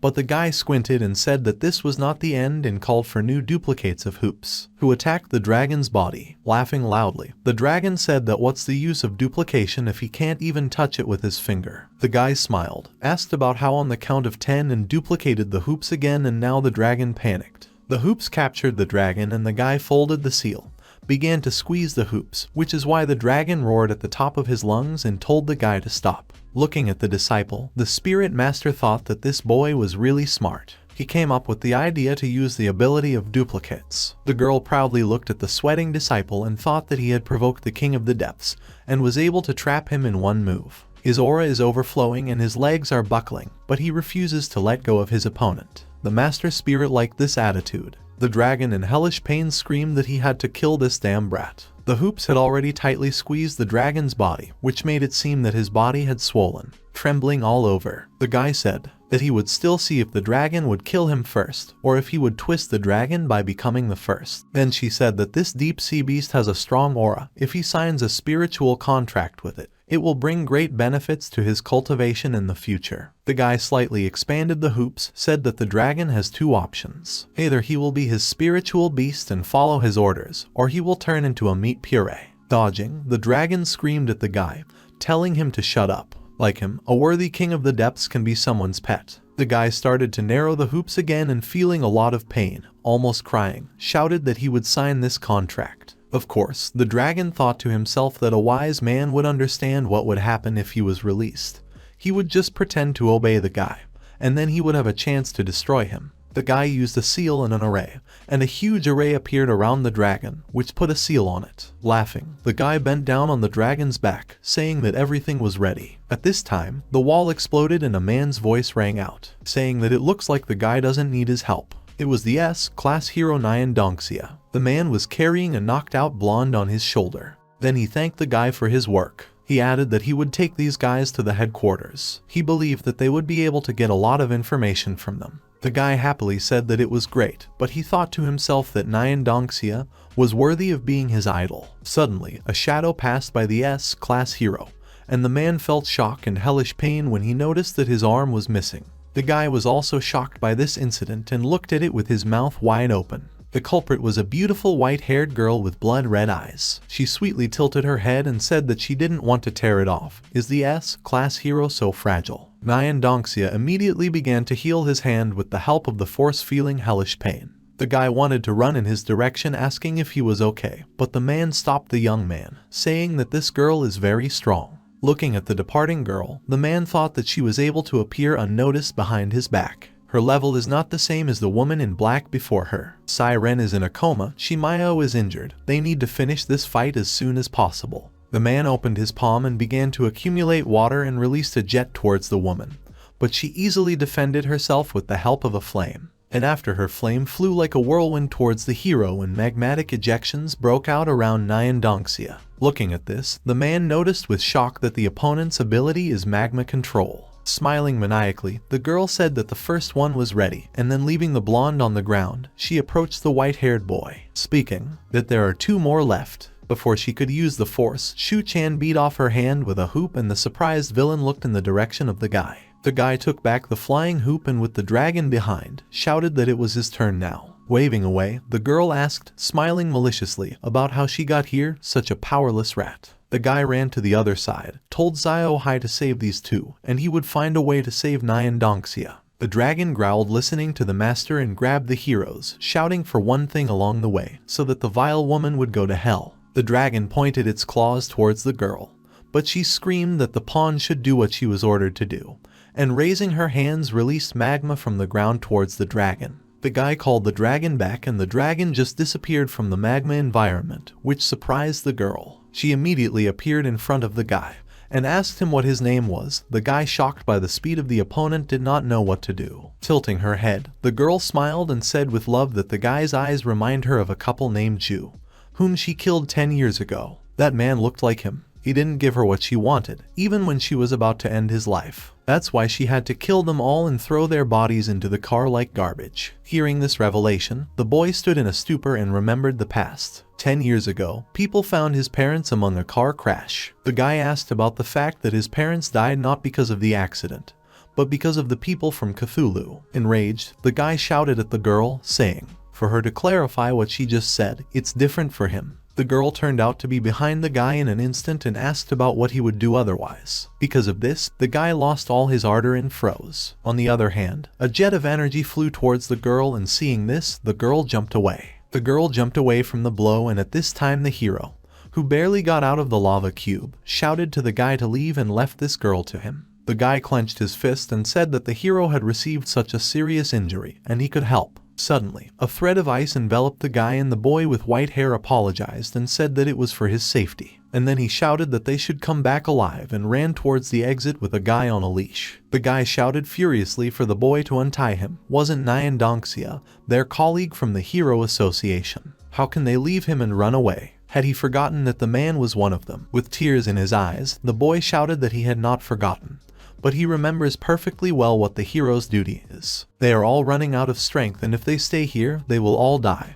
But for now they are too weak. The guy looked at the crying hero with shock, and then he turned around and saw a girl who caused a huge wave of lava, shouting that no one could escape from here. The boy dragging the guy said that they should be faster. A real hero will survive this difficulty. While they were running, the man summoned a huge number of clones, and they all released the power of the waters towards the lava wave. Turning around, Nyan Dongxia with a pale face asked the guy to tell Xing Xuan that let her not forget to eat on time, and let her not be upset if she can't use her superpowers. As long as she has a brave heart, she is still a hero. The guy hardened his face and shouted that he would definitely convey these words. There was a huge explosion from the collisions of two opposing energies, and now Nyan Dongxia stood attached to the cross. Clutching her head, the girl sighed, saying that she had let go of a couple of mice. The boss would start picking on her again. Night came and the full moon illuminated the houses. In one of the houses, the voice of the presenter could be heard from the TV saying that he would report on the continuation of the incident with the abduction of heroes,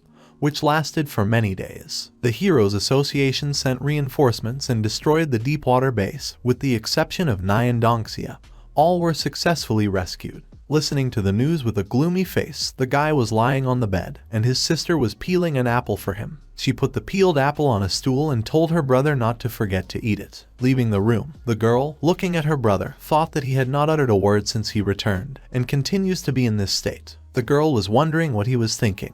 The guy was thinking about Nyan Dongxia. He recalled all the moments they had experienced in the deepwater base. He remembered how he had been protected several times and realized that he was too weak. His master appeared next to the guy and asked him that he was going to be depressed forever like this. Clutching the blanket, the guy said that since he started learning the immortal technique, he found that it was more powerful than superpowers. Bowing his head, the guy with a gloomy face continued, saying that he thought there was nothing in the world that he could not achieve. Never did he think about his own limitations. If he continues to be reckless like before, he won't be able to protect anyone. Clenching his fist, he asked the master to teach him to be stronger. The spirit, of course, was surprised by the student's cry. Some time later, in another tent, a girly voice was heard asking what he had asked him to convey these words. Xing Xuan, lying in bed, puffing out her cheeks, said that dad was really a fool. He likes to show off so much. The guy told the girl not to worry. There are many great heroes in the association. They will definitely find a way to save her father. Waving away, the girl said that she did not need to be comforted. She was going to rest, so she asked the guy to go. When the guy came out, the girl clutched the blanket and bent down in despair. As a child, her father, smiling, came late and asked for forgiveness for this. Once he was late again and justified it by the fact that more than a dozen children were trapped at the scene of the fire,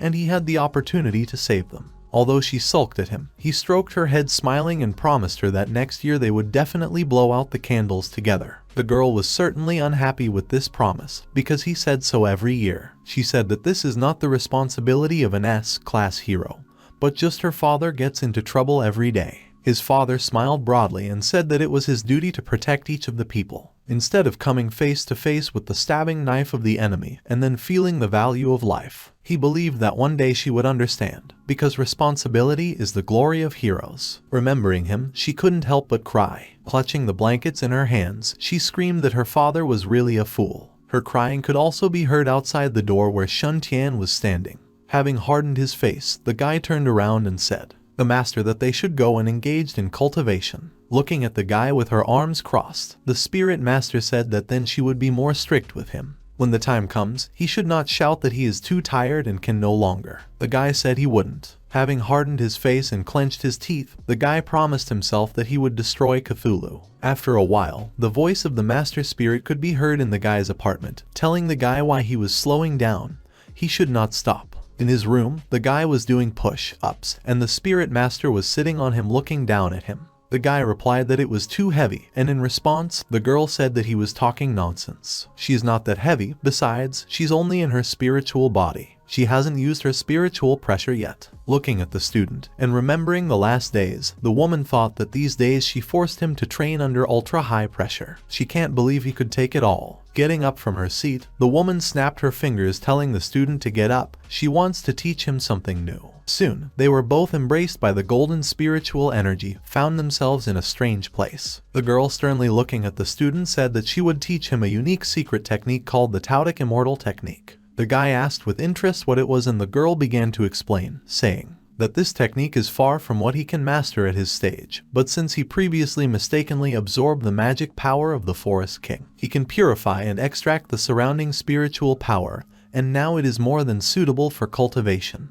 There are two remarkable applications of this immortal technique, one of which is that a person relies on a spiritual contract to translate the power of the imprisoned beast into spiritual power that he can use within himself. However, there is a limit to signing a contract. With its current development, signing one contract is already the limit. More signatures will break and kill the guy. Feeling that his body was filled with energy, the guy was surprised to think that how could there be such a side effect. Her master didn't finish, continuing the explanation. Another use is in direct absorption.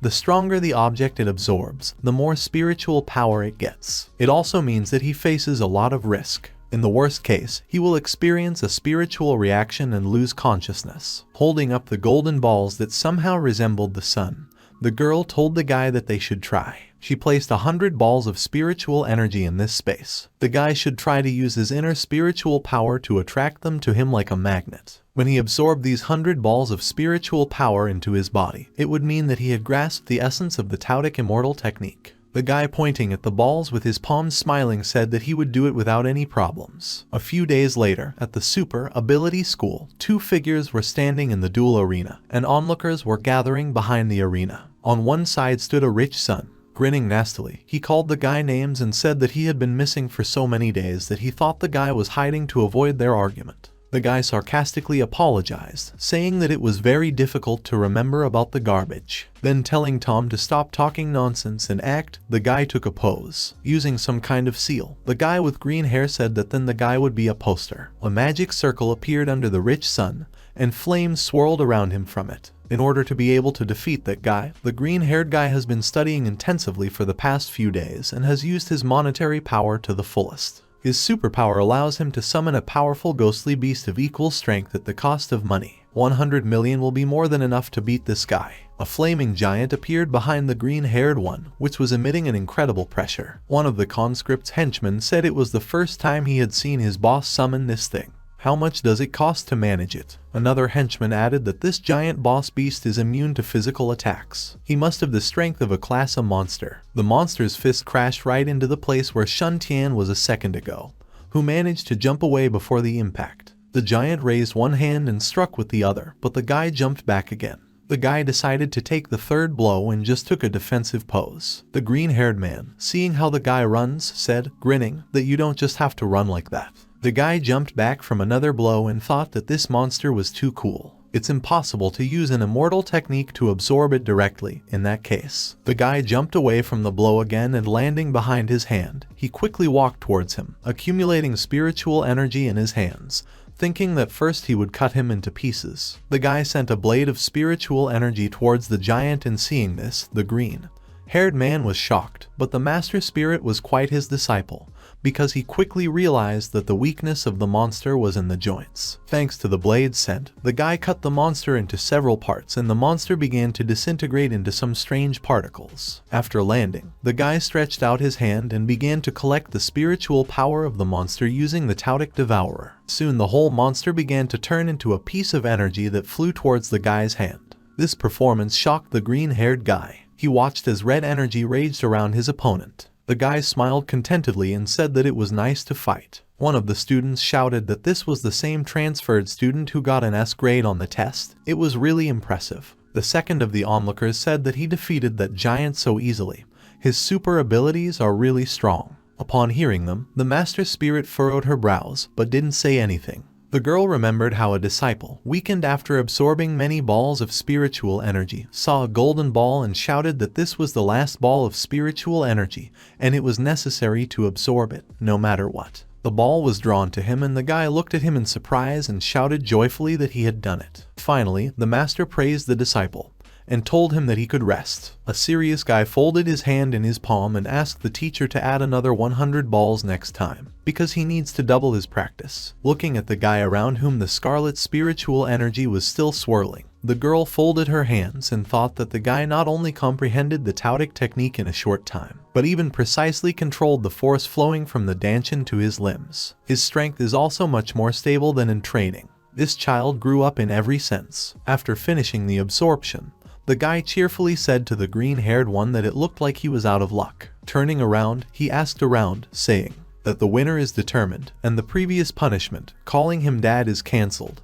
He would not like to have a son who does not know how to fight. The green-haired guy clenched his fist in fury, but then he heard the pinches of onlookers. One of the onlookers said that Van Zuru had spent all the money and lost his reputation. The onlooker added that it looks like Zero will no longer dare to show off at school. Another onlooker laughed and said that the son of the richest man had now become a burden. His parents probably won't recognize him now. Clutching his heart, he fell right in the arena. In an experimental base over the North Sea, which was something like a flying ship, a man with bat wings landed here. There were two people standing nearby looking at the landscape. One of the personalities was the boss of Cthulhu once. Despite the arrival, he said that he was 2 minutes late. The latecomer was the Gravity King, an S-class monster. The monster laughed and said that he was very busy. If it wasn't for Miss Mona's face, he wouldn't even have come to this place. With a cold face, Cthulhu's boss said that the monster should have known that he didn't have the habit of waiting for someone. The monster folded his arms on his chest, just clicked without answering. Mona came up to him and asked him why he didn't take a look at this plan first. The girl was sure that he would be interested to see him.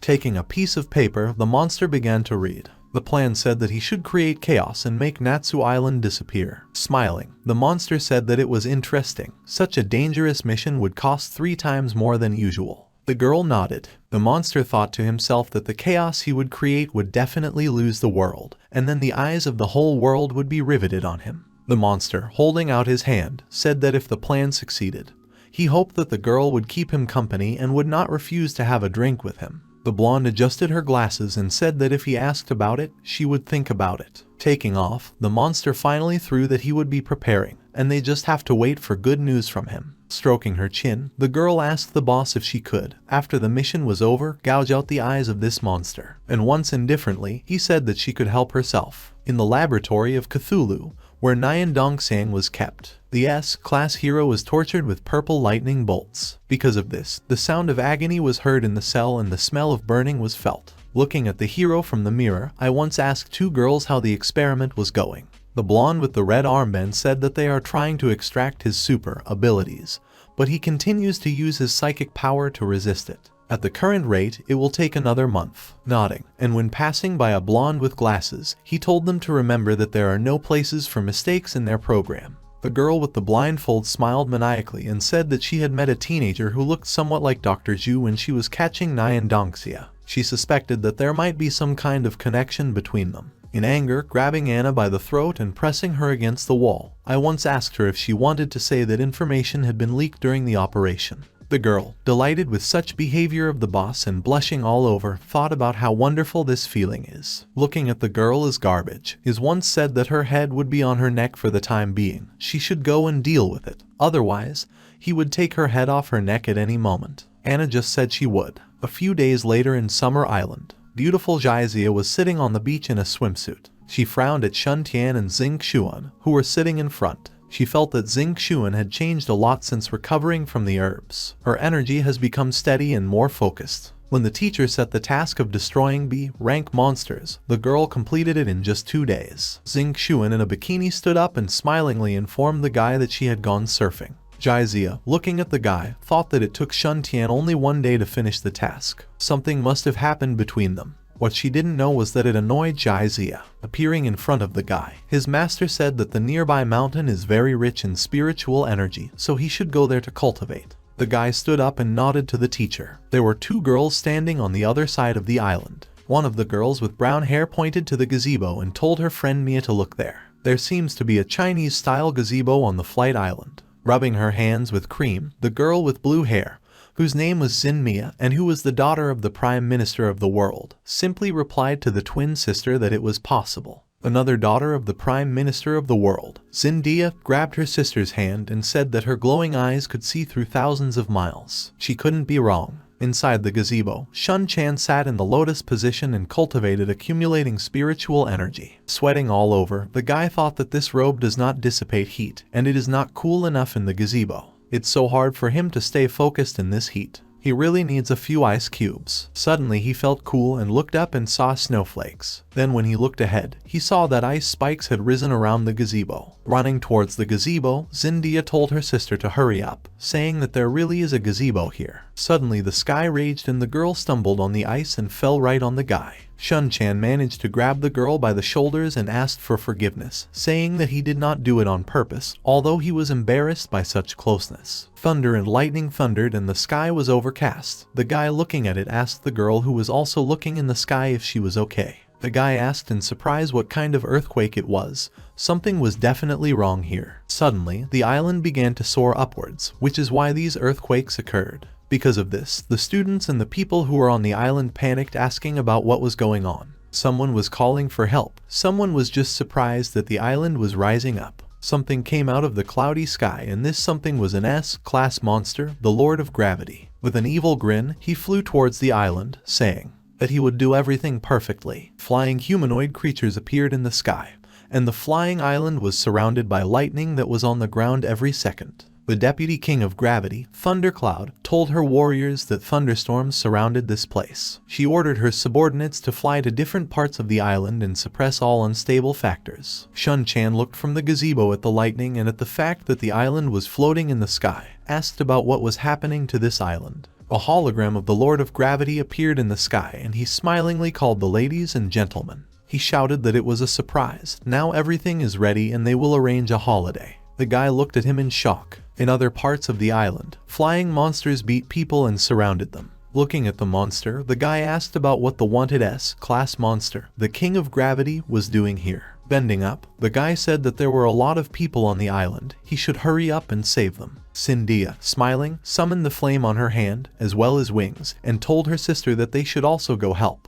To herself, the girl thought that usually their father does not allow them to approach dangers, but now they finally have the opportunity to fight. In the headquarters of the Association of Heroes, in an office with cameras, there were 2 people. Looking at the cameras, Tina told the president that there are currently 13 places in the world where the King of Gravity has appeared. Most of the doppelgangers chose crowded places to wreak havoc. For example, in a city square or in a summer island. The most unusual place was the Flight Island, which is located in the sea to the east of the city of Mehai. The whole island is lifted into the sky by the King of Gravity and is surrounded by thunderclouds. There is a large number of tourists trapped on the island. There are also students of the School of Super Abilities. Initial estimates of the total number of people involved reach tens of thousands. The president of the association waved her hand and said to immediately send all the S-class heroes. They should make it a priority to ensure the safety of citizens. All these doppelgangers have a certain power, so do not underestimate them. Then she ordered to leave the island of Summer to the Shining Star, which has outstanding flying abilities. Tina nodded and immediately contacted Shining Star, saying the coordinates of the Flight Island were sent to him. The island is now captured by the King of Gravity and soars high in the sky, so the hero will have to rely on his own strength. If he finds the true form of the Gravity King, He should report to headquarters immediately. Brightstar took off, said that he understood everything. At this time, a bunch of people on the island were surrounded by flying creatures. One of the people, sitting with his hands in the back of his head, asked him not to decrease.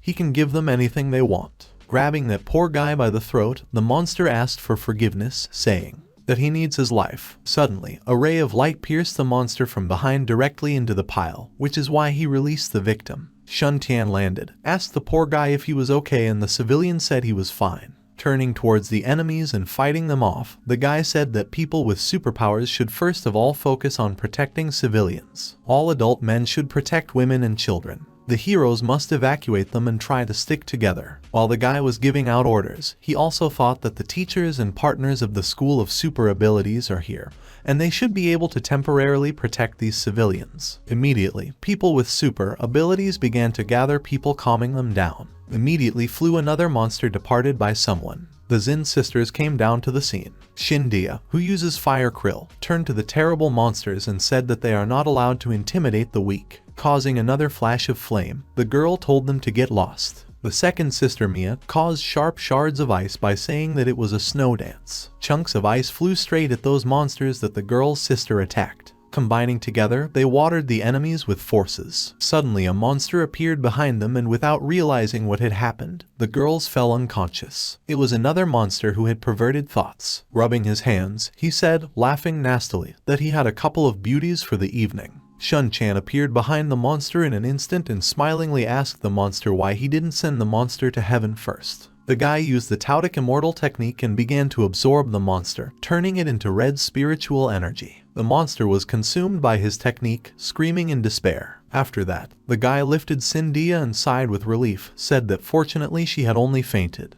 The Gravity King descended from the sky right in front of the guy with a pillar of energy. Laughing angrily, the Gravity King told the guy that he was the one who killed his people. Several ships gathered near the island, and when one of them went towards the island, it exploded. Inside one of the ships there was a girl with white hair together with some man in a tuxedo. They were informed that a warship with an insulating coating could not break through, and they are waiting for the next instruction. The girl with white hair was Captain Xiao Lai, and looking at the man in the tuxedo, who was the Prime Minister of the world Xin Cheng, she told him that this barrier of thunderclouds hits all approaching objects indiscriminately. The best strategy at the moment is to wait for the delivery of the electromagnetic cannon before breaking through. The Heroes Association also sent them reinforcements. The grim-faced man told the captain to pass on the order to all fleets to work together to help the Hero Association in their rescue operations. They should prioritize protecting people. Privately, the man hoped that her daughters were safe and sound. There was a massacre on the island. Monsters were chasing ordinary citizens. And then flashes appeared all over the amusement park, after which all the monsters fell for dead. Surprised residents were looking for the hero, and then a voice was heard asking them if they were all right. Everyone looked up and saw a shining star. It filled them with spirit, and they shouted that they were saved. Shining Star opened the hologram of the map, told people not to panic. He sent everyone a card to the terminal. They should all move to the air defense facilities marked on the map.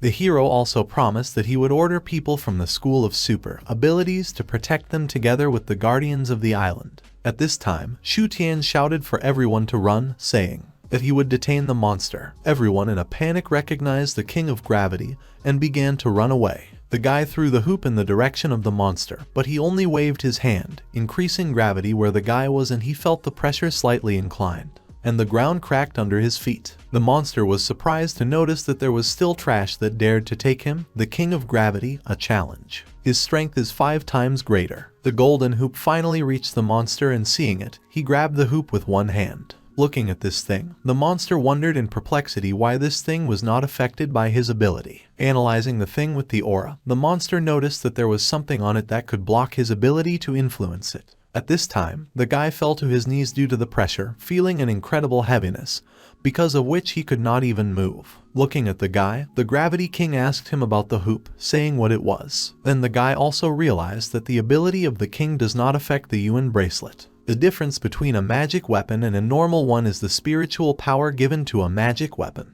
The master told him that the energy density of the spiritual force is greater than that of superpowers. Consequently, spiritual power can compensate for superpowers and even manipulate the latter with the help of physical states. Now the guy understood. Smiling, he released spiritual energy and noticed that it was working. The gravity on it is slowly weakening. Looking at the guy, the Gravity King angrily shouted that he had asked him a question, and as a non-entity he should answer. The guy sarcastically asked the monster that he was asking people for advice. Upon hearing this, the monster became enraged and shouted that if the guy wanted to teach him, the King of Gravity, a lesson, he should at least be able to stand on his feet. The guy needs to look at himself as he looks now. He can only lie on the ground like a dog. Laughing out loud, the monster said that the heroes are just a bunch of scum who like to be the center of attention. To himself, the monster thought that under 10 times the pressure of gravity, even the best heroes of the class will burst their internal organs and they will die within 3 seconds. The guy stood up slowly, trembling. At the same time, he said that he did not know if he liked being the center of attention. But, finally freed from the pressure, the guy shouted that the monster could finally stop barking like a dog. The guy's ears hurt from it. The surprised monster said that he could not believe that the guy could resist this, and then increasing the pressure asked how about the gravitational pressure 15 times more. The guy who had just freed himself from gravity fell to one knee again. Clenching his teeth, the guy began to make efforts, and seeing this, the monster did not believe he thought about that. What could be the strength of this guy above class? The guy freed himself again, shouted, asking the monster if it was all his strength. The monster with a wave of his hand increased gravity by 20 times, and the guy glowing with a golden halo of spiritual power bowed to the pressure again. But using more spiritual power, he said that the King of Gravity is S-class. Besides being incompetent, he also screams like an animal. Having said that, the guy stood up again to his full height, releasing spiritual energy, and asking the opponent if he didn't have any other skills. Looking at the fire in the enemy's eyes, the Gravity King recoiled, thinking about how this is possible.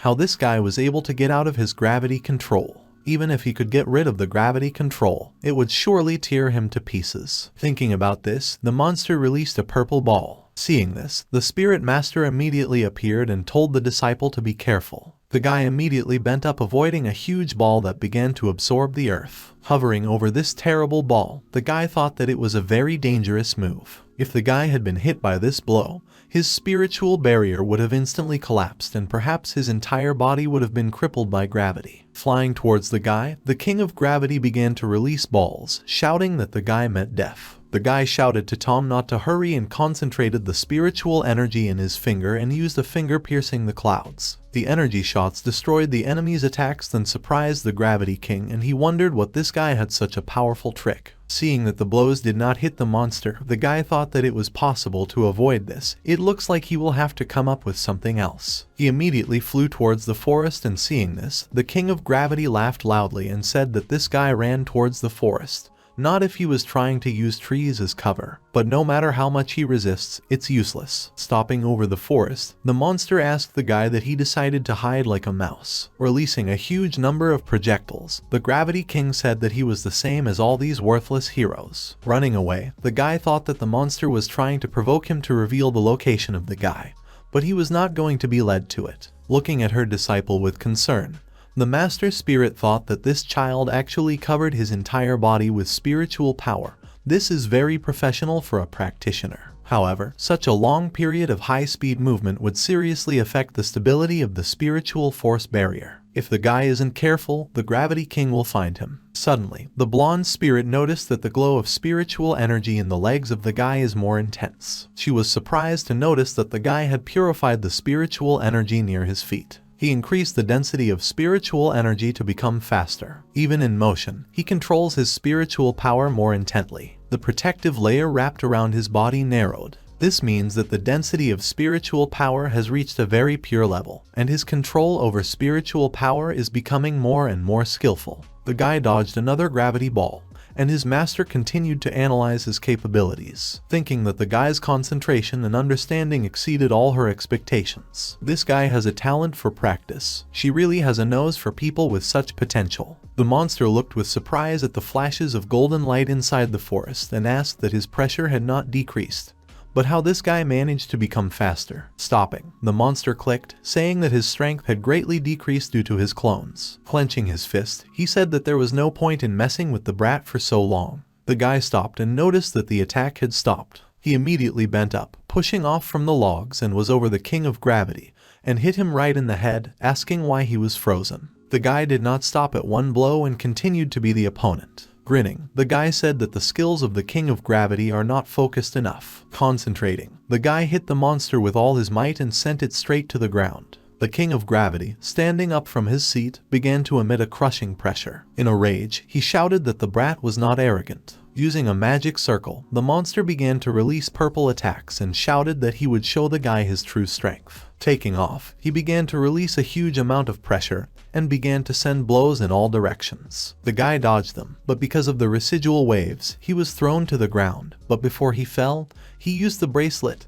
and caught on a tree branch, spun around and landed on the ground after doing a somersault. The guy looked at his body and noticed that the duration of the protective shell was over. He found no weaknesses in this monster. Hearing his glory, the monster laughed, flying right over him, and said that the guy was right, because he really is a monster. Smiling broadly, the King of Gravity said that he loved to wane people. He had killed them countless times, so the guy has to hurry up or he will die. Turning his head, the guy said that if that was the case, then he would destroy the monster today. Destroying evil monsters is the hero's job. Laughing, the monster asked the guy if they, monsters, were born to be evil. Were they born to be killed by this guy? Smiling, the guy said that destroying them had nothing to do with their race. The monster screamed darkly, saying that people are all hypocritical. Those who turned him into a killing machine are the people themselves. The Gravity King was born in a war-torn village on the border between monsters and humans. Then the hero Shao came up to him, and looking down at him said that such a weak monster, who can't even clench his fists, protects people, it's such a rarity. The monster said that they lived in an absolutely unequal society. When people saw him, they threw stones at him, shouting that he should not approach them. People who looked at monsters were always scared, contemptuous, disgusted. Hero Shao once told him that it wouldn't work. He should not act alone, he should unite with him. When the monster becomes the same hero as Shao, no one will look at him as before. The Gravity King thought he could become a hero, and then he could change everyone's attitude towards monsters. But one day he heard the conversation of the hero Shao with others. He mockingly said that he did not consider the monster as a friend. He offered cooperation to use it as a meat shield. If he is in danger, the monster will immediately rush over and sacrifice himself for Shao. The monster who heard these words realized that all those words of Shao's legend were complete nonsense. Monsters are monsters, after all. At that moment, he finally realized that he didn't have to try so hard to please people, because from the moment he was born, everything was already a foregone conclusion. Realizing this truth, the Gravity King decided that since they had despised them all this time, defined them as who they pleased, why couldn't he treat them as he liked? Having decided so, the monster became a real monster and began to destroy all people. Watching these people panic and go from disgust and contempt to fear and submission, he felt an unprecedented feeling. It was amazing. While he was talking, a guy appeared over him asking him if he was done and hit him in the head. The monster defended itself, and after the collision they both jumped back. Filling his hands with energy, the Lord of Gravity shouted that the guy was born a man.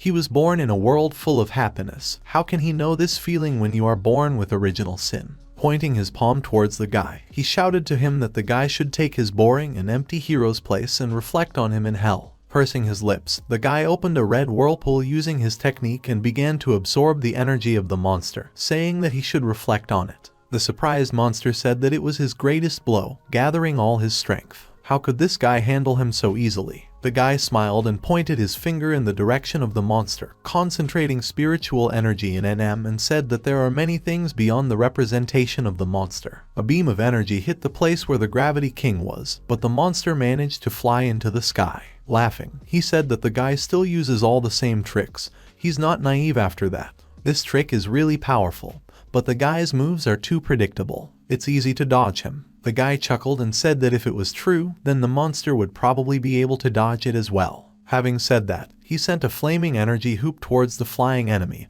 and in the middle of the way he used a seal, and the hoop opened another dimension that released huge energy towards the monster. The surprised monster noticed the blow at the last moment and covered himself with his cries. The energy crashed into the monster and there was an explosion, and the delighted guy decided that it worked, but was surprised to notice that the monster was still intact. Barely standing on the ground, the monster held onto the wound, coughing and asking what the hell was going on. Turning around, he noticed a hoop hanging on a tree, and remembering all those moments, he said that he had more than one. He pretended to avoid the attack and left another hoop behind a tree. Gritting his teeth in anger, the monster said that this brat was pissing him off. Raising his hands, the monster activated the gravity trap. From several places on the island, pillars of purple light rose into the sky, jumping away from one of them, which broke a tree. The guy thought about what it was. The energy of the pillars combined and created a cube of gravity. Once in this cube, the guy immediately fell to his knees due to the overwhelming gravity. Looking at the guy, the Gravity King said that this gravity trap was formed by the superimposition of the effects of 12 gravity bombs. The pressure that the guy is now experiencing has doubled 12 times. With a sinister grin looking at the guy, the monster said that he had no way to escape. Glaring at the monster, the guy couldn't move at all. He didn't expect the monster to have such a trick up its sleeve. While the guy was suffering from gravity, the Gravity King sent a volley of purple energy in his direction. The guy was looking at how this volley was approaching him, and then someone landed in front of him and closed the view. A blue dome appeared and the energy crashing into it began to dissipate. The guy and the monster looked at the newcomer with surprise. Turning to the guy, the girl with the helmet said that this time, fortunately, she managed. Taoist temple in Mount Wudang. In one of the rooms, Dongfeng King Meng informed her father, Dongfeng Zhaozu, that she had told nearby residents to hide. She asked her father not to worry and said that no one had found her. The old man looked at the strange thing in his hand, and then raising his head, said that it was good. That's all they can do, and they should leave the rest to the heroes. The girl, looking at the compass in her father's hand, asked him why the compass was constantly moving. Is it related to the chaos created by the King of Gravity? Looking at the compass, the old man said that this compass is not affected by superpowers. It was left by their ancestors. And the old man thought to himself that maybe their ancestors had returned, or maybe other immortal cultivators had appeared nearby.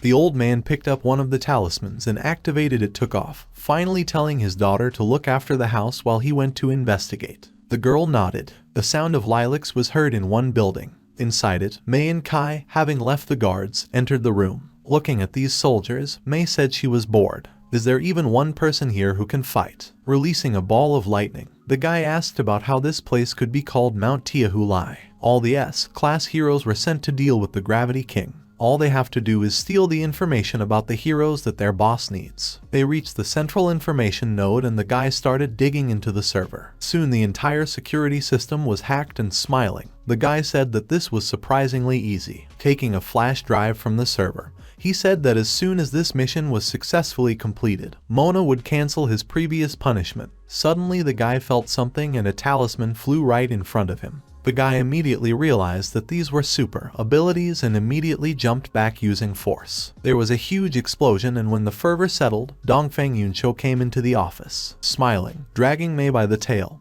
he thanked them for helping him steal information about the heroes. As a reward, the guy promised a quick death. The guy with the long bangs shouted, asking who this guy was, and released a ray of purple energy in his direction. Using protective talismans, Dongfeng Yunqiu smiled, and after folding his hands in the seal used punishment. Under the guy with the bangs, a strange circle appeared, and seeing this, he asked how it was possible. He could not move. In a panic, the guy said that he would give the information if only Yunqiu would let him go. To himself, he was thinking about who this guy was. All the S-class heroes were sent away from here. Why is this guy's strength so terrifying? The flame burst out of the circle and engulfed a guy with bangs screaming in agony. Dongfeng Yunqiu came up and took a flash drive that fell next to the circle. Smiling, the guy thought that this is not all he wants.